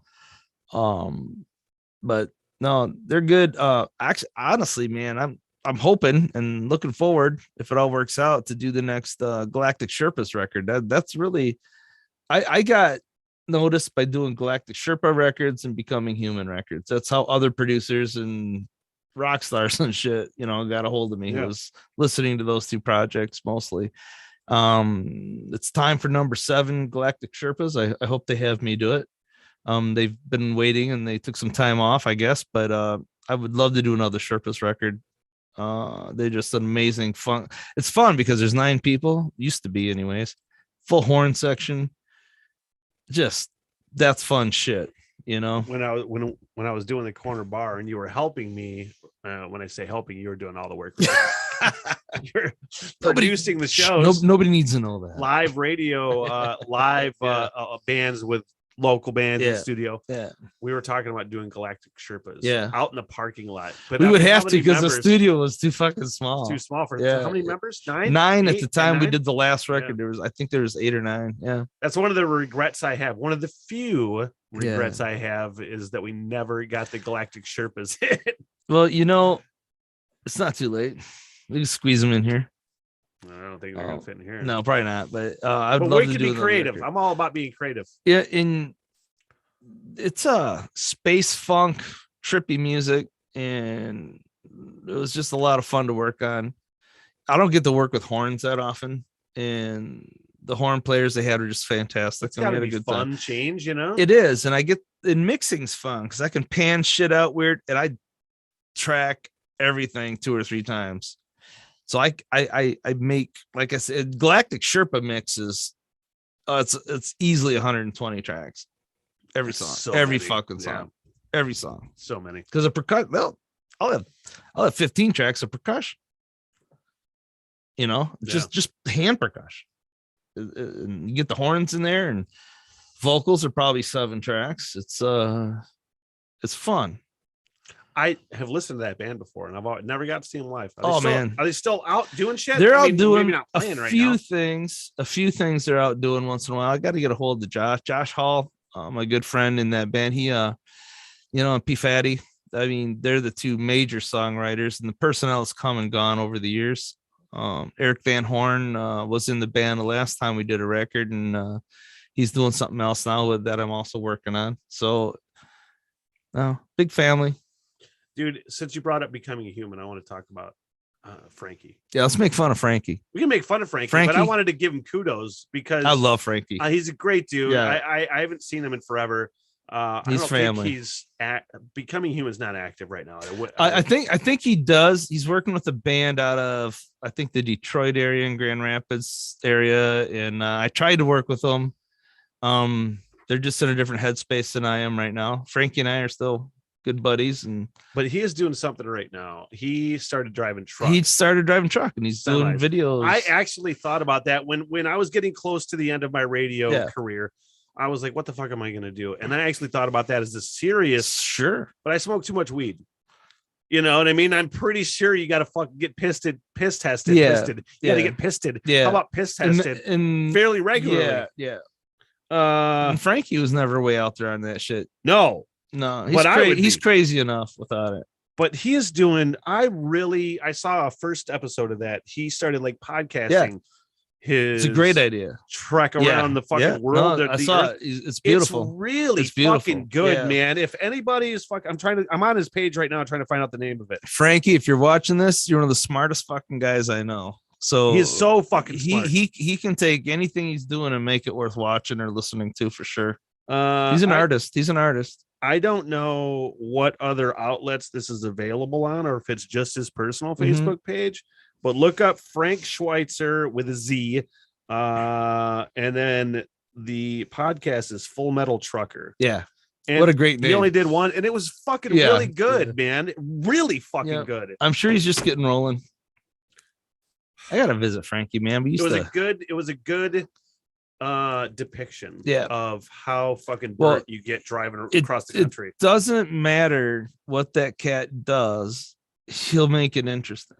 And whether it's Becoming Human, the band, other things he's worked on, we fucked around with just writing songs together before that nobody's ever heard. You know, that's a complete departure from the metal thing. Yeah. And I don't know, I just love that guy. I actually officiated his wedding. He's so fucking smart and like talented, and handsome and in shape. And he's all those things. Wow, he's a beautiful man. What's that goddamn movie? It's like you suck, you're good at everything, you know? Yeah. Anyway, he's a beautiful, a really good fucking he is a podcast. beautiful man and a beautiful human being. I love him. And he's gonna do something. He's doing something now, but I mean, he's always doing something. But I mean, something's gonna click for that cat. It will. The universe is not gonna let him go unnoticed. No, I don't think so. Yeah. I mean, I would say he's already he was in Becoming Human. That was fairly well known. Yeah. I mean, that got me on the map. I mean, that got me Yeah. the attention of a bunch of people I know now that I never would have met. That was an instance of, because I was with the local band scene for so long, Mhm. and I didn't really mean, and I hope I didn't come off as talking shit about local music, because that wasn't the case. Like local music's everybody started everything. out as local music. You know what I mean? Even a big famous band is somebody's local music. I loved the idea of like fucking Northern Michigan local scene becoming like the next Seattle. Like I loved that fucking idea. We were getting there at one point in time. And then it slipped a little bit for some reason. It did. There's a lot of fucking talented people up here. The hard part is I'm a rock guy. I have done a lot of folk music. I've done a lot of records for people because I love them. But my heart's in rock and roll. My heart is in big ass guitars and drums that are going to give you a headache. That's the fucking world I love. And Becoming Human fit that. I was ready to retire when I met Frankie the first time. Really? Yeah, I was ready to be done. Why? Because I'm old. And Did you think it wasn't working? Did you think that you weren't fucking doing well? Well, I was always doing well. I've done well my whole life, one way or the other, but it's Excuse me. My heart wasn't in it anymore because I was just making records I didn't like. Not necessarily didn't like, but I wasn't into it. I'm a hard rock guy. I was making a lot of records that weren't rock, and which is fine. It has to be done. It has to be done. That sounds derogatory. I don't mean it that way. I understand what it's you're not saying. Where my heart was. You know what I mean? You like you like what you like, man. Yeah. I don't want to make, if I were a producer, I wouldn't want to make a fucking like something against hip hop, but it's just not my fucking thing, man. I don't know hip hop. I couldn't hear a fucking hip hop song and then have the know-how to say what's good and what isn't. You know, I don't know enough about it. I've tried a couple times because people really wanted me to work on their projects, and I tried, and I've had to bow out every time. It's just not my thing. I can make it sound decent. I can make it loud. I can do all these things, but I don't know what makes it good in that genre. I just don't. But like, I think about like pop. I wouldn't have the slightest if I were producing a fucking record, I wouldn't have the slightest fucking idea what is going to make a pop record sound good. But I'll bet you, don't take this the wrong way. If I were to produce a rock record, I bet I could make it sound pretty fucking good. Absolutely. You know what I mean? Because I still have the ear. I know you could. Absolutely. Still have the ear. And you know that's the world you're in. Yeah. Yeah. And actually, when it comes to being a producer, a lot of it it's not a joke. It's just making sure the band doesn't break up making it. It's scheduling. It's okay. In my case, because I engineer and produce, I gotta think of both worlds. But if I were just a producer and didn't have to think about the engineering, which is what I hope to get to at some point, I don't, as I get older and ears get older and shit, I'd rather get to a decision making, hence taking on an intern and broadening things out a little bit. Bands need somebody that understands where they're at, because I play guitar, I play bass, I play piano, I play drums, all this shit. Am I as good as them at any of them? Sometimes, but often not. But I know where their head is. I know what they need. And I've had bands that have gone somewhere else because right now I'm not recording. Sure. And they come back and say, "Oh my God, this guy was an asshole." I'm like, "Well, so am I." Because but you get it. You're an asshole because you play all these things and you understand our challenges. And honestly, it's so much about just relax. So you made a few mistakes. I can either fix it or you can do it again. Yeah. Or when you leave, I'll replay it. Whatever. That's the joke with so many of the bands I work with is Runyan's just gonna play after we leave. It does happen. Not as often as people think. There's one cat who thinks I replay all his bass parts and I never have touched him. He's good, but he swears to God I replace all his bass that's you, parts. Motherfucker. I don't do it with that band. So often working with Becoming Human really changed your perspective, because you obviously got some attention from other rock bands. So now you're in this world. I'm in a different world because of that band. Correct.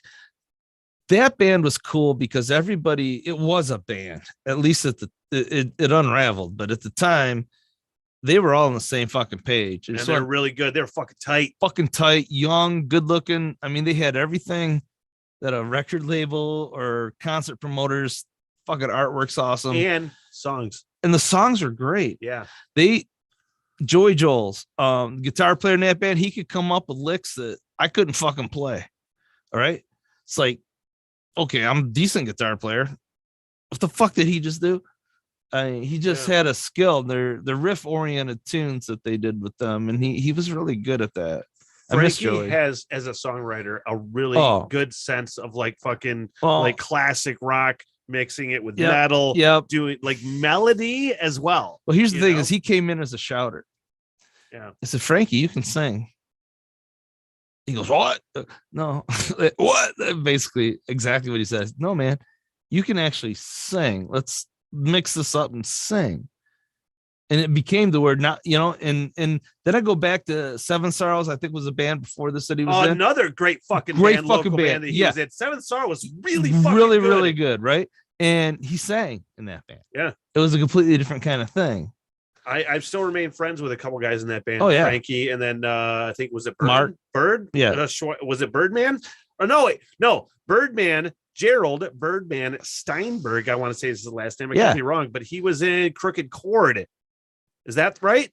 He was, and he was in Graves Crossing for a while as a drummer and bass player. I think and I think Graves Crossing is hiring, and Graves is always looking for somebody. Yeah, yeah. I love Dino, but they've never been able for people. Never been able to just but there's a lot find the right group, and that's hard. It is hard to find the right people. Yeah, there's a lot of bands like that. Dorinda I thought was like a very good singer for them, and Danny, fucking fantastic singer.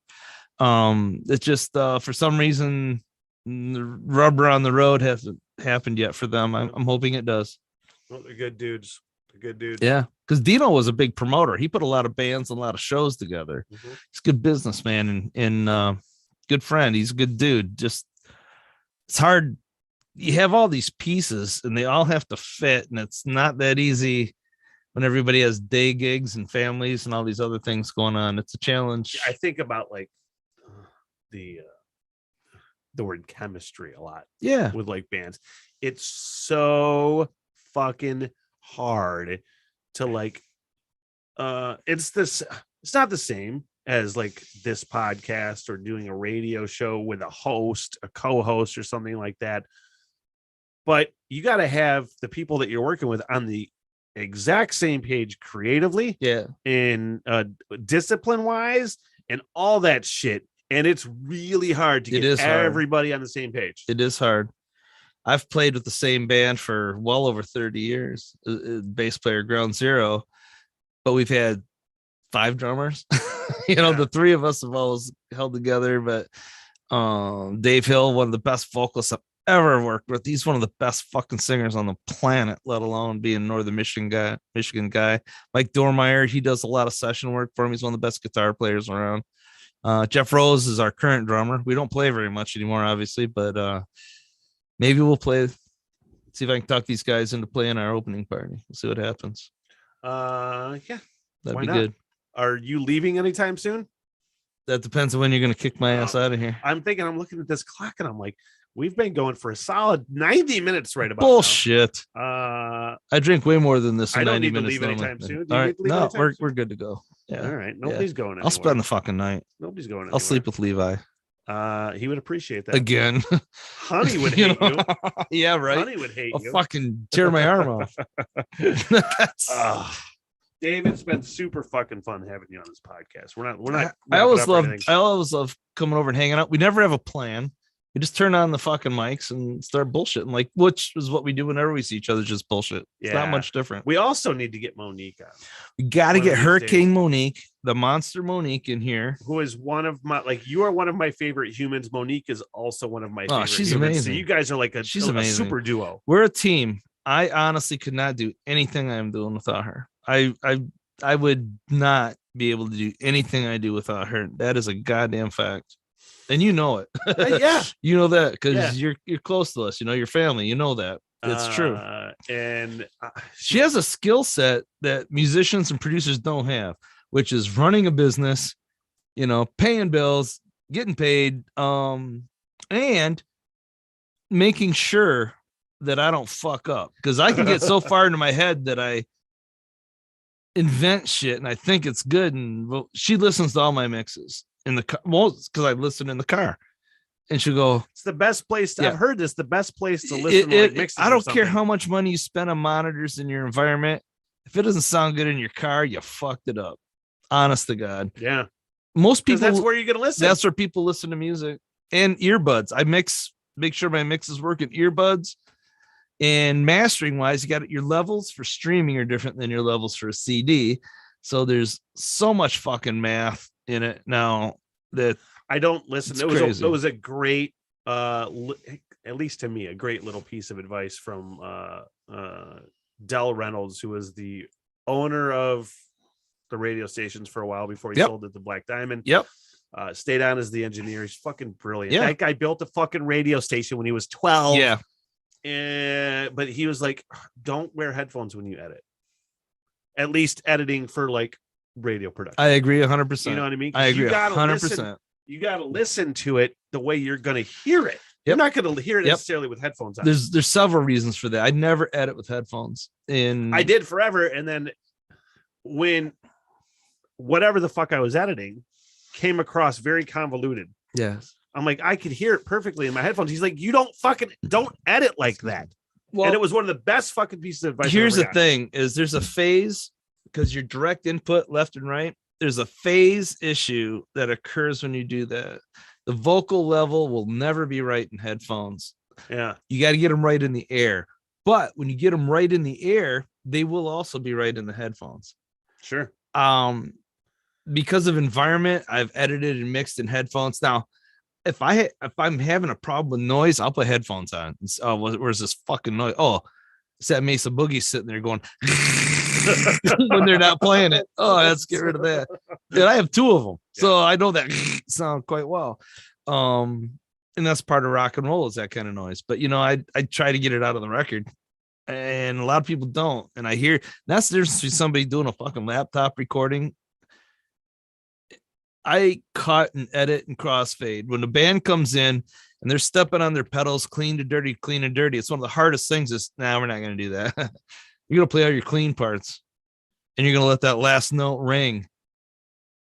Let it ring. You switch it. Yeah, I'll fade it. I'll change it. They don't trust me until they know me. I've never had a band not trust me. Eventually, it might take a few sessions, but no, man, it'll be cool. And you can sit right here. We'll do it together. All right.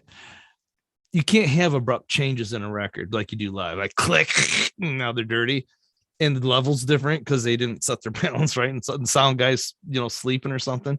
So it's just these transitions, and I do pre-production now, which I didn't used to do. A band would just come in and we'd make a record, and I'd make the best of it.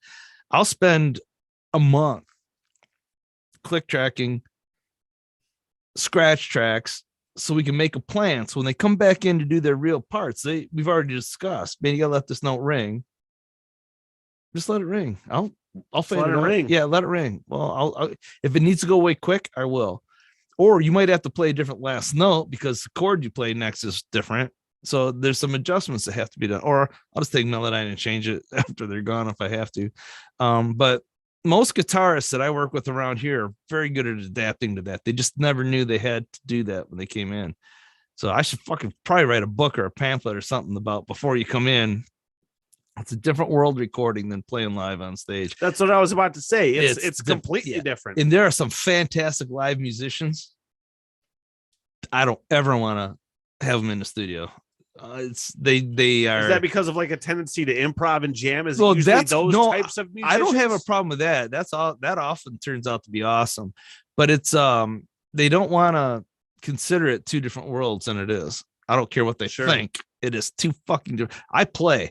Playing live, no matter what instrument I'm playing live, it's different than playing in the studio. It just is. And my job as an engineer or producer, whatever I'm doing, is to make that fucking recording sound like I didn't do anything. If you can hear me making a bunch of adjustments and shit, I fucked up. Here's a good example of what you're talking about. And it's a very fucking rudimentary example of what you're talking about, because we started doing karaoke at the bar at Fresh Coast. Okay.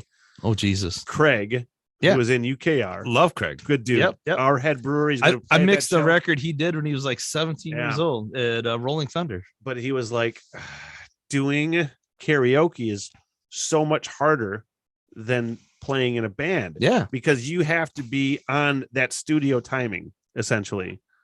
Singing that. Talk about a click track. Harder. The whole fucking thing's already done. You're doing you're doing live, you can kind of go whenever the fuck you want and get in. And you can look at your guys, and every band gets these cues. You got to go around one more time before I come in because I'm got phlegm or whatever. Sure. Karaoke, no. It's just fucking gonna happen. It's gonna happen, and you're gonna get behind. You're gonna look like a dick, or you're good ahead and you'll look like a dick. So there's like a medium. I'm usually late, looking like a dick. Well, one of my good buddies, T-Bone, Mike Thompson. He's got a studio in Boyne, and I love that man. He's one of the best fucking drummers that's ever lived. But he does all the karaoke stuff, like at places in Boyne. There, I'm trying to remember the name of the place. Is it Froggies, something. I don't remember. Yeah, I don't remember. You know the place, but he does that a lot, and he kills it. And he's the right kind of guy to do that stuff. But he's also one of the best musicians in the world, and people don't even fucking know that. And he's doing karaoke, with the PA and shit. Sure, absolute goddamn monster of a drummer, one of the very best. But to your point, I mean, it's just a completely different world. To play on a live or recorded or in a studio, but it's a different skill set. Well, it is, but and to get into a fucked up subject, it's a big controversy. A lot of big bands use backing tracks. Live. So they're basically doing karaoke live. Big acts. I went to Chicago, saw one of my favorite they are famous. One of my favorite bands, and a band opened for them. It was a co-headlining thing, so they alternated. And the band before them used so many fucking backing tracks. The singer is a bass player. Motherfucker would stop playing his bass to sing, and the bass didn't go away. That's disappointing. The drummer had to fix her hair. You might figure out what band it is by the time I get done. And the drums didn't stop. Girl drummer. Yep. Bassist, singer, and a girl guitar player who was actually really fucking awesome, and a dude guitar player, and the singer is a bass player. The singer's a bass player, dude, big beard. Anyways, in Chicago, they opened. Who is it? It's Skillet. Oh, yeah, I don't. You never would have got it, but awesome band. I love them, and they do great work, but there were so many backing tracks running that you couldn't do a bad show. Are they a Christian band? Are they a big time Christian band? They are. Sick Puppies? No, they are a Christian band. Yeah, I think Skillet. so. Yeah, I think they played at Gaylord at this like God Fest that I had. Yeah, they to probably played the big in thing, Gaylord. the big show or whatever that is. Yeah, I had to go to like this God festival for Skillet because they were playing Well, at it, and they're a but Christian band. They are. And Their I'm like, songs, this is insane. I can't believe I'm at this guy. their songs are Pun fucking. intended. Their songs are fucking solid. Yeah. Well, I dig what they do. I have several of their songs on my playlist, and I am not a Christian. I just like what they're doing. I don't But care here's about the content. but here's the necessarily. thing: is I'm watching this show, and it's big, it's huge. It fucking sounds like the record because they are kind of playing the record. The band before them kicked their ass. Dirty Honey, fucking 4-piece band, 3 dudes and a singer. That is a band to fucking watch. Dirty Honey. I've heard it. They're fun. They are fucking killing it. Yeah. No No backing tracks, in my opinion, way more interesting. And then Alter Bridge, band I was there to see, came out. Fucking never. They are one of the best live bands out there. They sound just like their record. No backing tracks. In fact, I think the guitar tech was playing the keyboard parts that are on their new record. Yeah. They wouldn't even use fake keyboard parts. Yeah. But I guess my point is karaoke has infiltrated the live show thing. And I know bands that most of their show is backing tracks. I've been the guilty asshole that has created backing tracks for some of the bands. And I just don't think when you go see a live band, you should be listening to a bunch of fake shit. That's just my opinion. I think people that go to shows that appreciate what the fuck they're listening to or watching can see right through that shit. I don't think anybody sees through it. Really? You and I will, because we understand it. But again, I'm that person that knows what you're listening to. Average person is going to go to the show I went to and see Skillet, who fucking great. They did a great job in their music. I love what they got going. Their production's top fucking notch. And then Alter Bridge is going to come on 10 times the musicianship of Skillet. I'll say that. That's fucking fact. Mark Tremonti is one of the best guitar players in the fucking world. That's not a controversial It's not even a controversial statement, right? Not at all. But the level goes down because they aren't fucking faking everything. They're playing. Miles is singing his goddamn balls off, note for note, absolutely fucking perfect. No, without 3 backing tracks behind his vocals. Like I'm not the hugest fan of Alter Bridge. No. I appreciate their songs. I love the musicianship. But that is one thing that you are fucking dead nuts 100%. And it's not that you're not right about the other shit, but it's like that dude is such a good fucking singer. It's almost illegal. Miles is one of the best fucking rock vocalists alive today. And Mark Tremonti is one of the best fucking guitar players ever. Well, Guitar Player Magazine said he's guitar player of the decade. Yeah. He's so goddamn good. Yeah. His solo stuff is really fucking good. It's ripping right now. Does he sing his solo records? Yes. His latest solo record to me is one of the best records he's ever made. Alter Bridge, Creed, whatever he's played in. It's fucking fantastic. And it's basically Frank Sinatra over a metal band. If you listen, he's got that crooner thing kind of going on. And what's your thoughts on Creed? Creed? I was not a huge Creed fan. I can't say I hate him, but I wasn't a huge fan. Monique, my wife, was way into him, so we listened to him more than I would have. But there was something about it, that guitar tone. Well, it's fucking Mark Tremonti in his early days. I thought the musicianship was pretty good. Well, what was bad with Creed was production and the front man. Scott, I couldn't. If you listen to Scott's new stuff, it's fucking great. I don't know. I listened to his solo stuff from a few years ago. Yeah, it. Well, yeah. Well, you and I have different approaches to what we like too. I had him on the phone doing an interview. Yep. And I took a fucking video and sent it to my friends, just like private message. I didn't even I felt like it kind of, but I'm just like, I was totally making fun of him during the interview to my friends. Yeah. You realize that he has sold like 100 million copies of songs.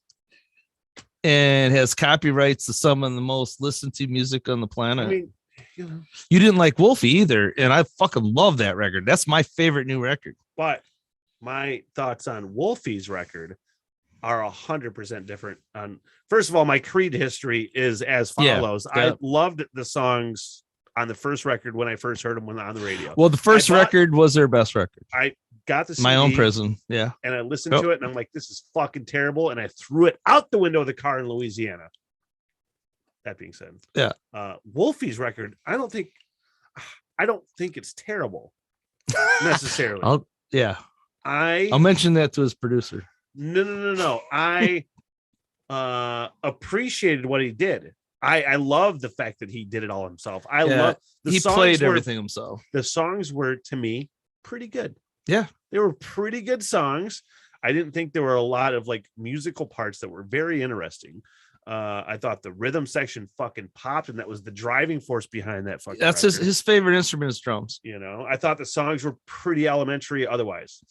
I would say that if you're looking for a prog rock record, I agree. If you're looking for a Van Halen record, I agree. But I wouldn't look for a Van Halen record though. well, and he's never going to give you one. Yeah. But I would say that and the new Tremonti record are my two favorite records that are out. And obviously I'm biased. And I could see how you really I am like biased because because of my relationship. But I'm telling you, Wolfie's up for Grammys, which doesn't mean shit because there's a lot of people walking on the Grammys of fucking garbage. But I can see how people really love that record. I can see the appeal. I love that record because, well, maybe I'm biased, to be completely honest with you, man. I know the producer, I know the guys that mixed it, shit like that. So it's like, I'm going to probably love something they do easier just because of confirmation bias kind of thing. But that record, I've got comments from people that they've never heard anything that they commented about, and they love that record. It's a meaningful record. Is it a land breaking fucking mind blowing record? No. Yeah.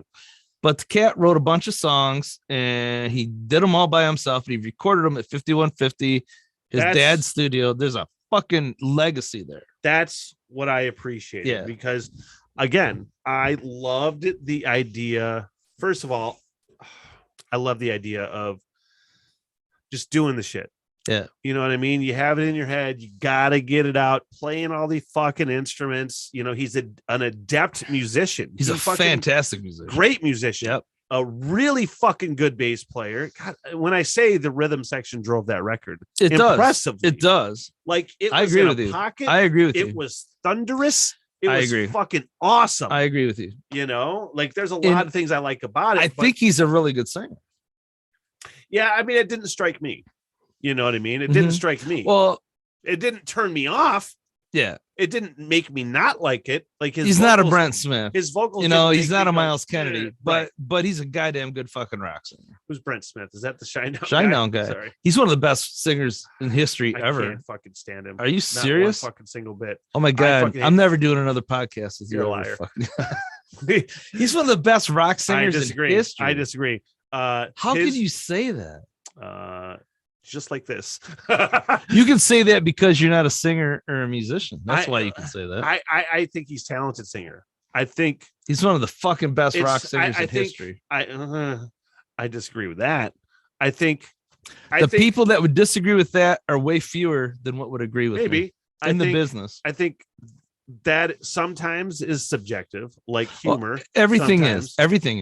I think his Shinedown's cover of Skinner's Simple Man makes me want to blow my fucking head off. I don't think they should have done Get that. The fuck out of here. It makes me I agree with you. I agree with you. Every fucking Shinedown song I hear, I'm like, shut the fuck up. I fucking hate that song too. You cannot listen to Second Chance and not think that fucking singer's got it. Every time I hear that song, I fucking wish I wasn't listening to it. Jesus, I don't know. Man. I don't know anything else to tell I got to you. teach you how to fucking make records, and then you'll have a different opinion. His worst day I would take over pretty much anybody I've ever worked with. Man, if if you teaching me how to produce records Uh-huh. meant that I would like Shinedown, I would say I would never, ever fucking listen to that. Never. Dude, Okay, I who is can't- good? Who is good recently? Recently. Yeah. Hmm. Like in the last 10 years. I'll make recently quite large. My list is long, very short. Long, Which very is short. it's a long, short It's list. a long, short list. That's why I love you, because I understand what you're saying. Yeah, Knob Creek Rye, It's right? Knob Creek Yeah. Rye, by the way. Man, I really have to look at it. There's a band that I listen to quite often that people would hate if I tell them, and that is Church of the Cosmic Skull, but nobody knows who they are. I know who they are You probably hate them. because you sent it to me. You probably hate them. I don't hate them. They're great. I don't know if you believe that. I do believe that. I don't know if you're saying that just to, No. I think Well, that band's great. But I think a lot of bands, honestly, you don't get to the level of most of these bands we're talking about without being better than pretty much everybody else around you. By and large, I think. Yeah. There's a lot. There's Okay. a lot of mainstream rock songs. That I We just both hate. agree Miles Kennedy's a fucking great singer, Love right? him. He's awesome. What makes him great? I don't know. I think most of his music, there is music that is genuine, and there's music that is kind of posery. Okay, And I will give you a lot of the Shinedown music is posery, That's- but the fucker can sing. but it doesn't sound good to me in songs that fucking suck. Well, You know what I mean? I say that's true for sure. Absolutely. No, You know, across the board. It's like you can have a band, you can have like Scott Stapp in fucking Creed is a good example. You know what I mean? It's like, actually, I feel like I'm contradicting myself now. I'm fucking drunk. I've been drinking. And I had nothing to do with cornering I you. had mom's weed butter in my coffee and fucking. And I had nothing to do with cornering you because I'm not that smart. I bands that write their own songs, play their own songs. You can tell by and large the bands that do it all themselves, essentially. You know what I mean? They're not bringing in outside help. They're not bringing in outside. There writers. are not very many of those. But those are the anymore, right? Or ever. Sure, there were 100%. The bands that I love, Yeah. basically wrote their own shit. Name one. Metallica, Black Sabbath, fucking Foo Fighters. You gotta be careful. Foo Fighters. They have co-writers. No, they don't. Yeah, they do. No, they don't. Fuck, they do covers. Doing covers is not the same thing. It is. No, it's not. You're doing a cover. And I love the Foo Fighters as much or more than most people. Their producers are highly involved in how these things happen. No, I don't. Butch agree with that. Vig from Garbage. I don't agree with that. There's a difference. Oh my between, God. There's a difference between making suggestions during making a record, and then they're not having their songs dictated by outside writers, producers, you name it. Okay, let me ask you this. Why do they have producers? Because again, it's best to get an outside perspective on Which is, songs. you just did contradict yourself again. How? Because they need that outside opinion. But it's not. It's an outside perspective on how to deliver the music. Yeah. You know what I mean? But you don't need to. A producer, trust me. If I come at you with a song, yeah, okay, Mhm. And I want your outside perspective on how to deliver it, Yeah.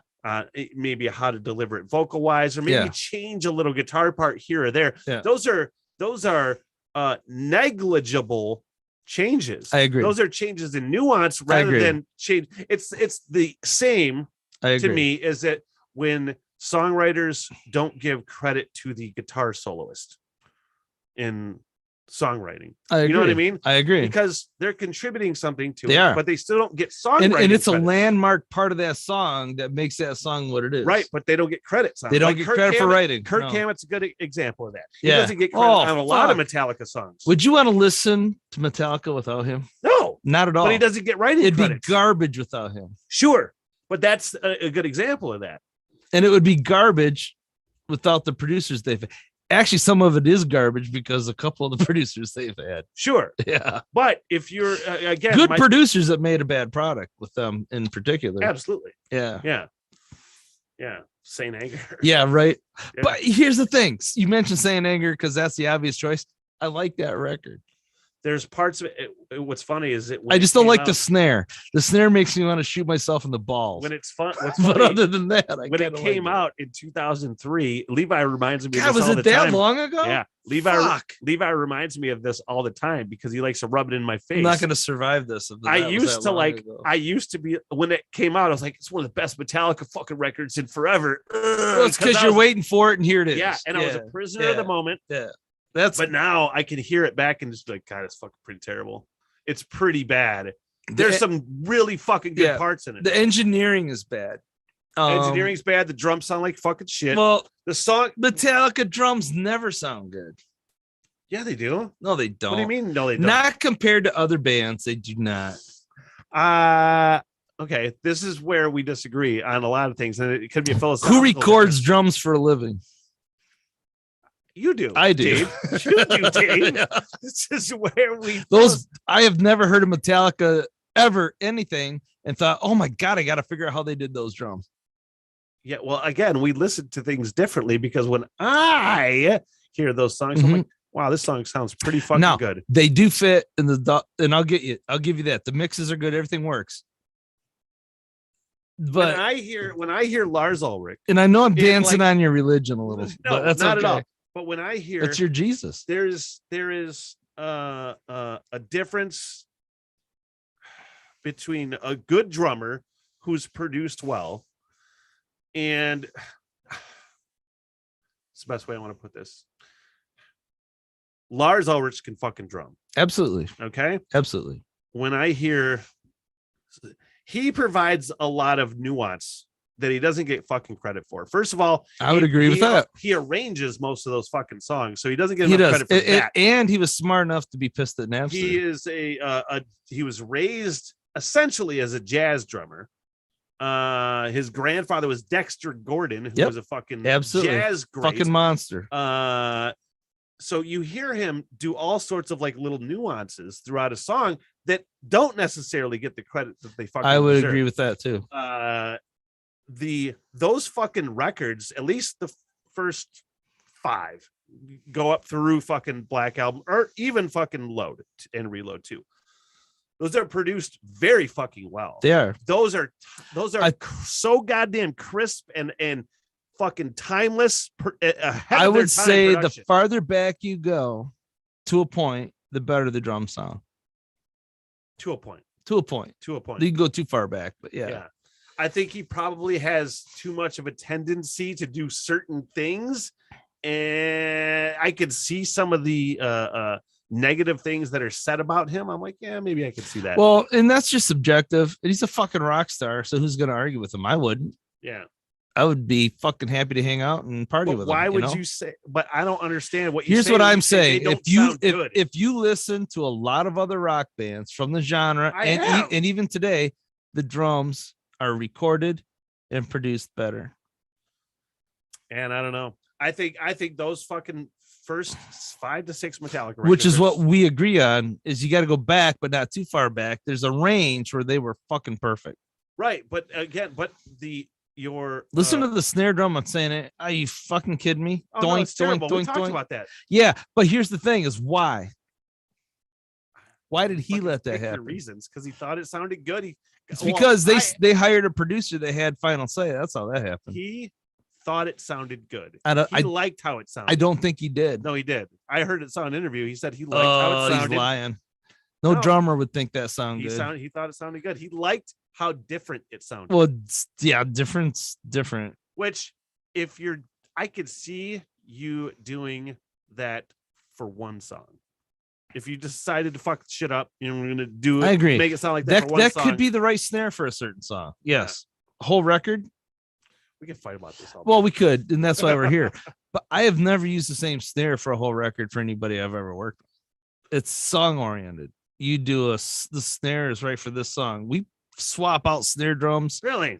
Oh, I've recorded. thought you would If I do a song, we might have 5 versions of a song with different drum sets, different snares. Because I always And when I mix, we feel pick like them. you want don't you want a certain consistency of sound throughout an album? No, like that's people the- don't listen to albums anymore. I used to. disagree. I used to. They do not. I'm telling you, statistically, they do not. They pick one song here. But would you also agree that the best albums have a consistent sound throughout? No. No. Mm-mm. Well, we disagree again. Well, here's the thing: is because just to bring up another local band, Brothers Crunch. Yeah, it's a good record. I'm proud of that record. It's fucking really good. No 2 songs are even remotely the same on that record. I'm not saying stylistically they have to sound the same, Mhm. but production wise, I think them sounding the same is key to a classic album. All classic albums, they all sound the same production wise. The drums all sound the same by and large. You know The guitars why? all sound the same. The vocals all You know sound the same. why? They booked the studio for a certain amount of days and they did what they did. They had a budget. They had to get in, get out. Yeah. It's not like that anymore. Okay. I can change a snare sound when I'm mixing. I can pull up any snare I want. You can't even tell I did it. It's because you're a fucking magician. Well, it's software. It's fucking software.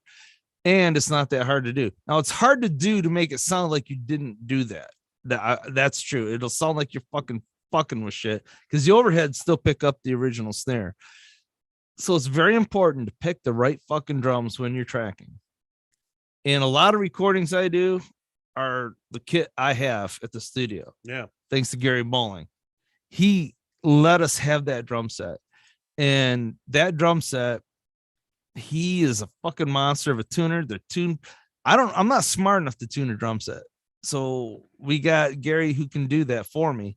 And we picked the cymbals for the project. We picked the snare, several different snares. Bands will come in with their drums. We'll try that. Often it works. Most people around here, unfortunately, cannot afford to spend $10,000 on their drums. They just don't. Their heads are 10 years old. So they will use what we have. We'll tune it. We'll configure it how they want it. And they use our stuff, which is fucking goddamn perfect. And then while mixing, if I have to change a snare, I will. The toms sound like shit because they didn't hit in the center of the drum. That's the difference between, honestly, that's the difference between studio drummers and most cats. They're used to just fucking playing and hitting wherever.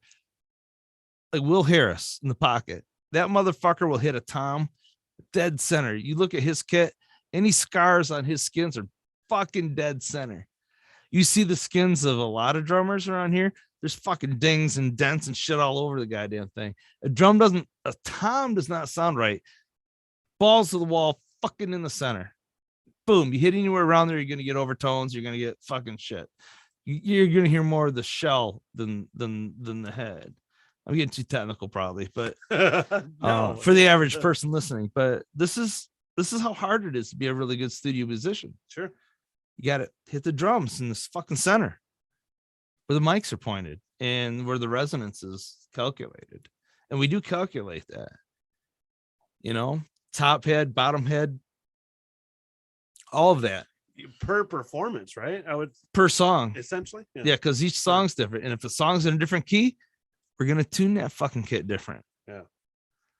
I mean, so much goes into doing things like the big boys do that a lot of people don't think about, necessarily. There's a lot of fucking shit that goes into it. Let's get back to Lars. No, let's talk more shit about fucking Metallica. I love Metallica, and you know that. But here's the thing: is their recordings are great. They're not the best rock recordings. I guess that's where I'm at with them. Yeah. The songs are always strong. I Even the Saint Anger songs are fucking strong. I think I disagree. I think the songs are pretty Yeah. garbage. What about Death Magnetic? What do you think about that? That's Better. controversial. I think, first of all, it's got one of my favorite fucking songs of all time on it, so I can't really talk shit about it. Right. Unforgiven 3 is one of my favorite fucking songs of all Absolutely. And the engineering is pushed. There's a lot of limiting. too much. It's too distorted. time. Yeah. That's my problem with a lot of modern production is that everything gets amplified and compressed way too much. I agree. That's my problem I have. I've been with a guilty lot of that because people want their shit to sound like something And I get else, it. and I have to do it. But You gotta make it sound I how would they way want it. rather compress hardly anything and just have good performances. Yeah. But on Spotify, it'll be a lower volume. And people judge quality by volume. So if I'm mixing something that I know is going to be streamed, I have to bring the overall level down, but I got to make it loud. Yeah. Yeah. Even folk shit. Try to make an acoustic guitar loud, man. Honestly, I think about it every once in a while because I'm going to, at some point, I have a couple of people that are going to come in and I know they're going to do like acoustic performances, you know? Oh, yeah. And these microphones specifically, This is a great acoustic. Designed for acoustic performances. This is a great acoustic mic. Yeah. But I'm just like, and I think you know a little bit about me enough to know where when it comes to producing like an acoustic band or something for me, I just go with like, is that fucking guitar hitting -3? Are we peaking at -3? Other than that, I don't give a fuck. That's how it's going to sound. I'm good with it. Right. You know? And if everything peaks at the same amount, you should be good for a live broadcast. That's kind of the way I go, you know? I record everything at -14. -14. I do. So you can amplify it from there? No, because all modern limiters and all modern converters are designed for 0 to be at -14. Really? But people don't set their meters on their DAWs to that, which I have. You go beyond -14 dB on any modern converter when you're recording, it's going to limit it and add math and all kinds of shit to it to keep it there. Okay. It'll reduce it to that. So I just stay below that. I record at really low levels digitally. But when I mix loud as fuck. And I slam it through some old Neve shit that just gets greasy and distorts the fuck out of it. And that's where the love happens. But in tracking, you got to keep her low and clean. Fucking love happens here. Yeah, love does happen here. God damn it, that's sacrilegious. I'd rather hit with an empty whiskey glass than that fucking thing. I think that's good. Hang on, wait. Do we want to talk? I got a list of fucking things. Do we want to talk about selling your farts? Yes, I saw that. I don't know if we want to talk about that. I do really want to talk about Really? that Okay. because I could make a whole business out of recording farts. No, you couldn't. I don't think anybody wants to buy your farts, Dave. No, not mine. I would record like rock star and actors and actresses farts. People would buy that. The very idea that people are selling farts for real money. Yeah. This chick was making she made $250,000 from farting in jars, sealing them up, fucking shipping them off. Yes. I don't like what kind of world are we living in? What kind of Gwyneth world are we fucking living Paltrow in? made perfume modeled after her fucking vagina. She had a candle that smelled like her pussy. vagina. Yeah. I don't understand this world we live in. Well, I was gonna get you that for Easter, but because Christmas is What, past. Gwyneth Paltrow's pussy candle? Yeah, Really? I should do that. I should get you that. There was a fucking fart Then candle. you're gonna have a completely different opinion about this whole conversation. There was a fart candle for sale. Somebody was selling fart candles, and I almost bought them when I was doing the radio show just to fucking have it rolling in the studio the whole day and fuck the whole studio up, fucking piss everybody off right in front of the vent. Yep, motherfucker.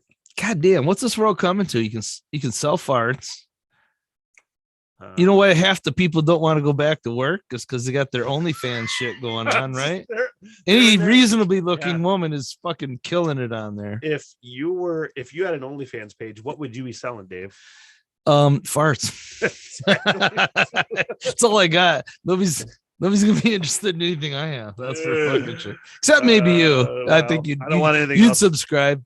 I'd get my $9 a month out of you. I don't want your farts either. We're gonna wrap the podcast. Right on. That's a lot of fun, man. It was really fun. I fucking love hanging out with you. We need to do it more often. Well, we can do that. What is coming up? Podcasts. Monday, Wednesday at 2 p.m. Live stream on video on YouTube at 2 p.m. Audio goes up shortly afterwards. April 1st, podcast video editions are moving strictly to Patreon. So remember that. Patreon.com/we3 Smiths. It's only $3 a month. That's happening April 1st. Dave Runyan, we're going to get you on at some point again soon. I appreciate it, Smitty. I love you. You're one of my good, I great love you friends, too, man. Your family. And we'll get you on at some point soon. Awesome. I can't wait for June 22nd. June 22nd. I got to be done by then, man. All right. Peace out. Peace Talk to you out. soon. Right up. All right. So long, sucker. Good night, everybody. I am so sorry. Everything that has happened. Nick. Bye-bye. Yeah, all right. I'll see you guys there. By the bar. Get me paid, bitch. Sit, boo-boo, sit. Good job. I love y'all very much. Peace out. Good night, ladies.